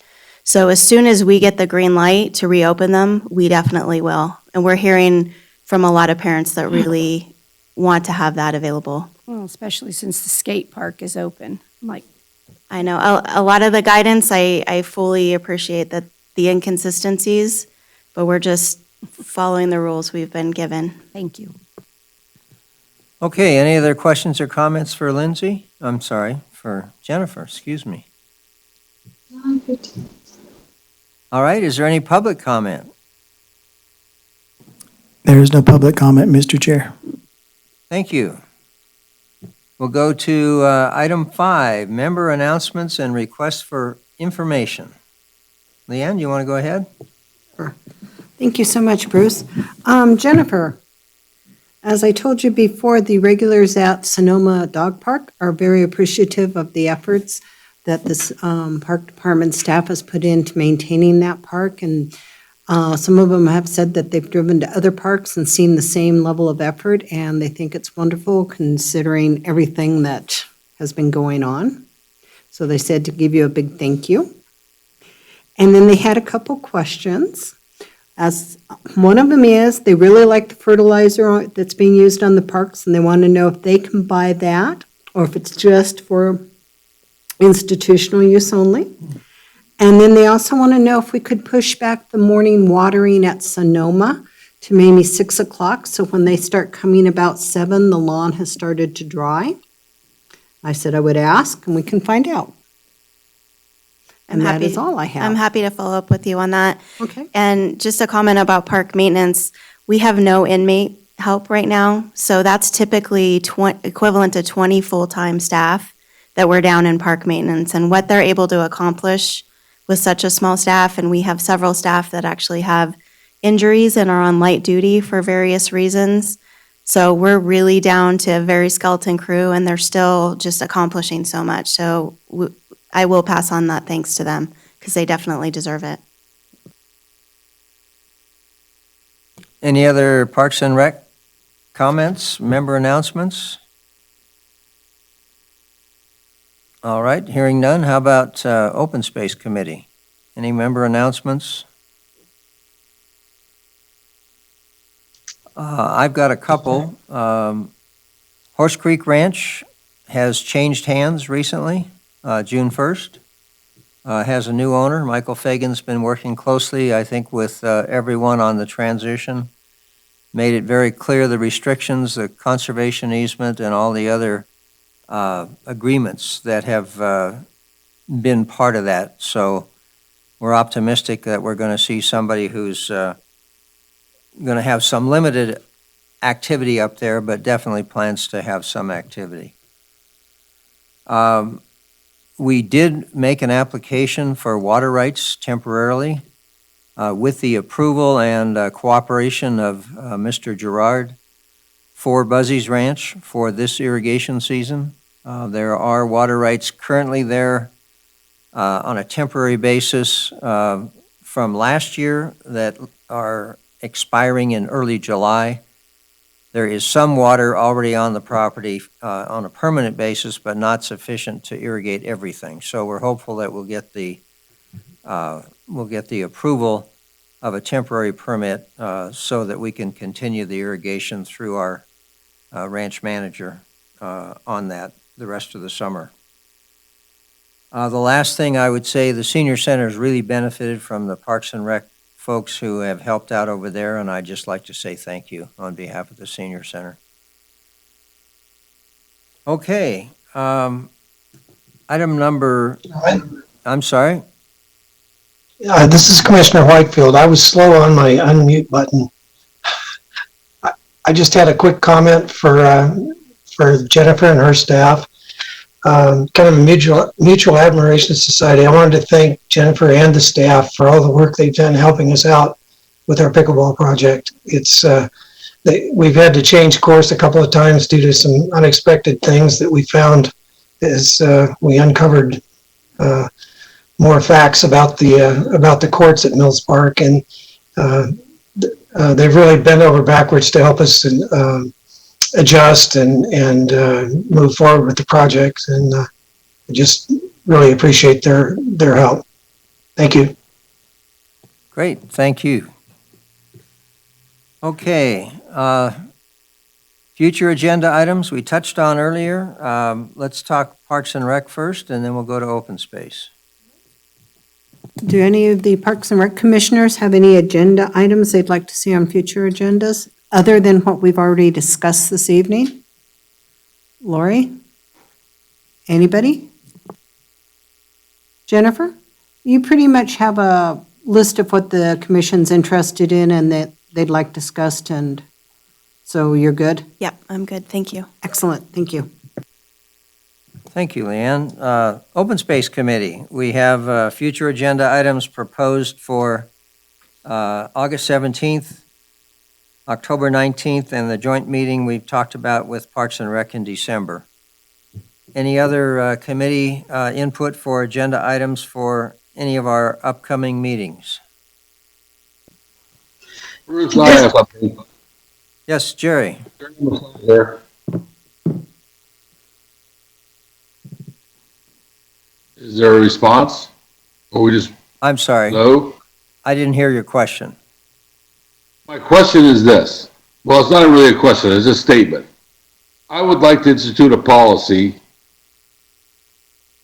that limits our agenda should be limited to just those items that impact both commissions. And that's what I have to say. Thank you.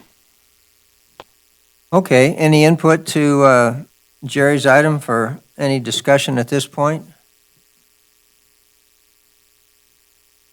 from a staff perspective, does that create any issues or concerns? There may be some interpretive ones, but basically, is that anything we should be aware of in your first reaction to that suggestion? No, I think the items that we bring forward, we try to do ones that are really department-wide. I know you think Prison Hill is only an open space issue, but there's an off-highway vehicle area. We have a lot of recreation enthusiasts on the Parks and Rec Commission that I think can provide some good insight and support with that. They're not all designated open space areas, so it's sort of holistic, which is why we've kind of tried to bring that to the joint meeting. And then, you know, the annual report, it's really because of COVID and having cancellations with meeting that we needed to be able to bring that forward so we can get it to the Board of Supervisors. So that's sort of kind of where we were going. We don't always have that choice, and sometimes timing doesn't always work in that factor, but I appreciate, you know, Member Massad's comments on that, and we are definitely sensitive to that. Okay, thank you. Any other comments from committee members? This is Margie. Yes, Margie. And Bruce, I have a question for you.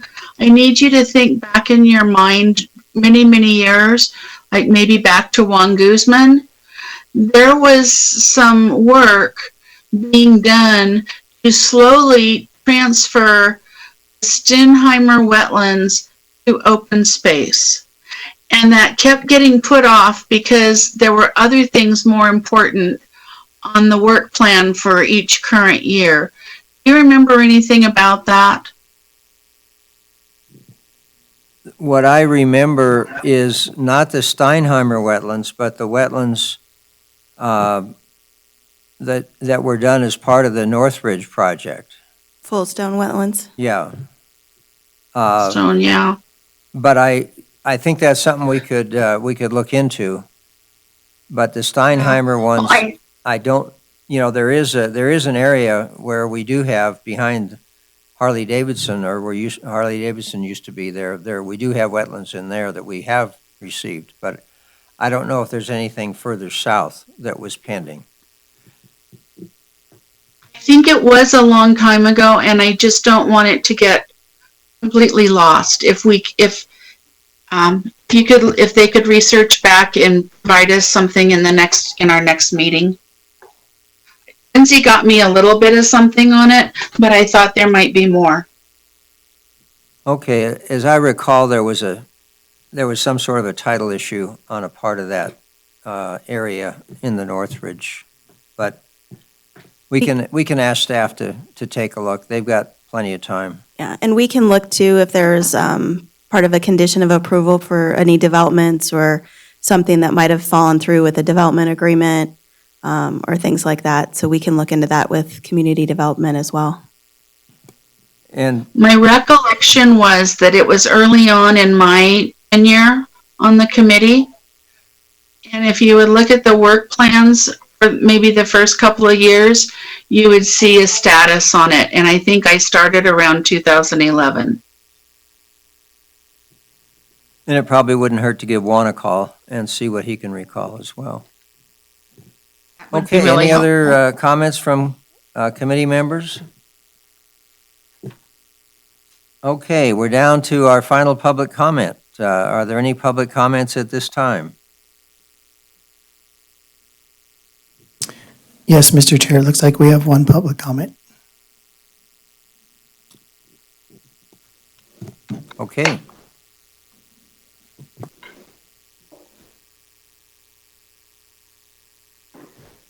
Last call. My apologies, Mr. Chair. There is no public comment. All right. Thank you for the clarification. No problem. With that, we are ready for a motion to adjourn. Moved and seconded. All in favor, say aye. Aye. Aye. Opposed? Bye. Okay, thank you, everybody. Good night.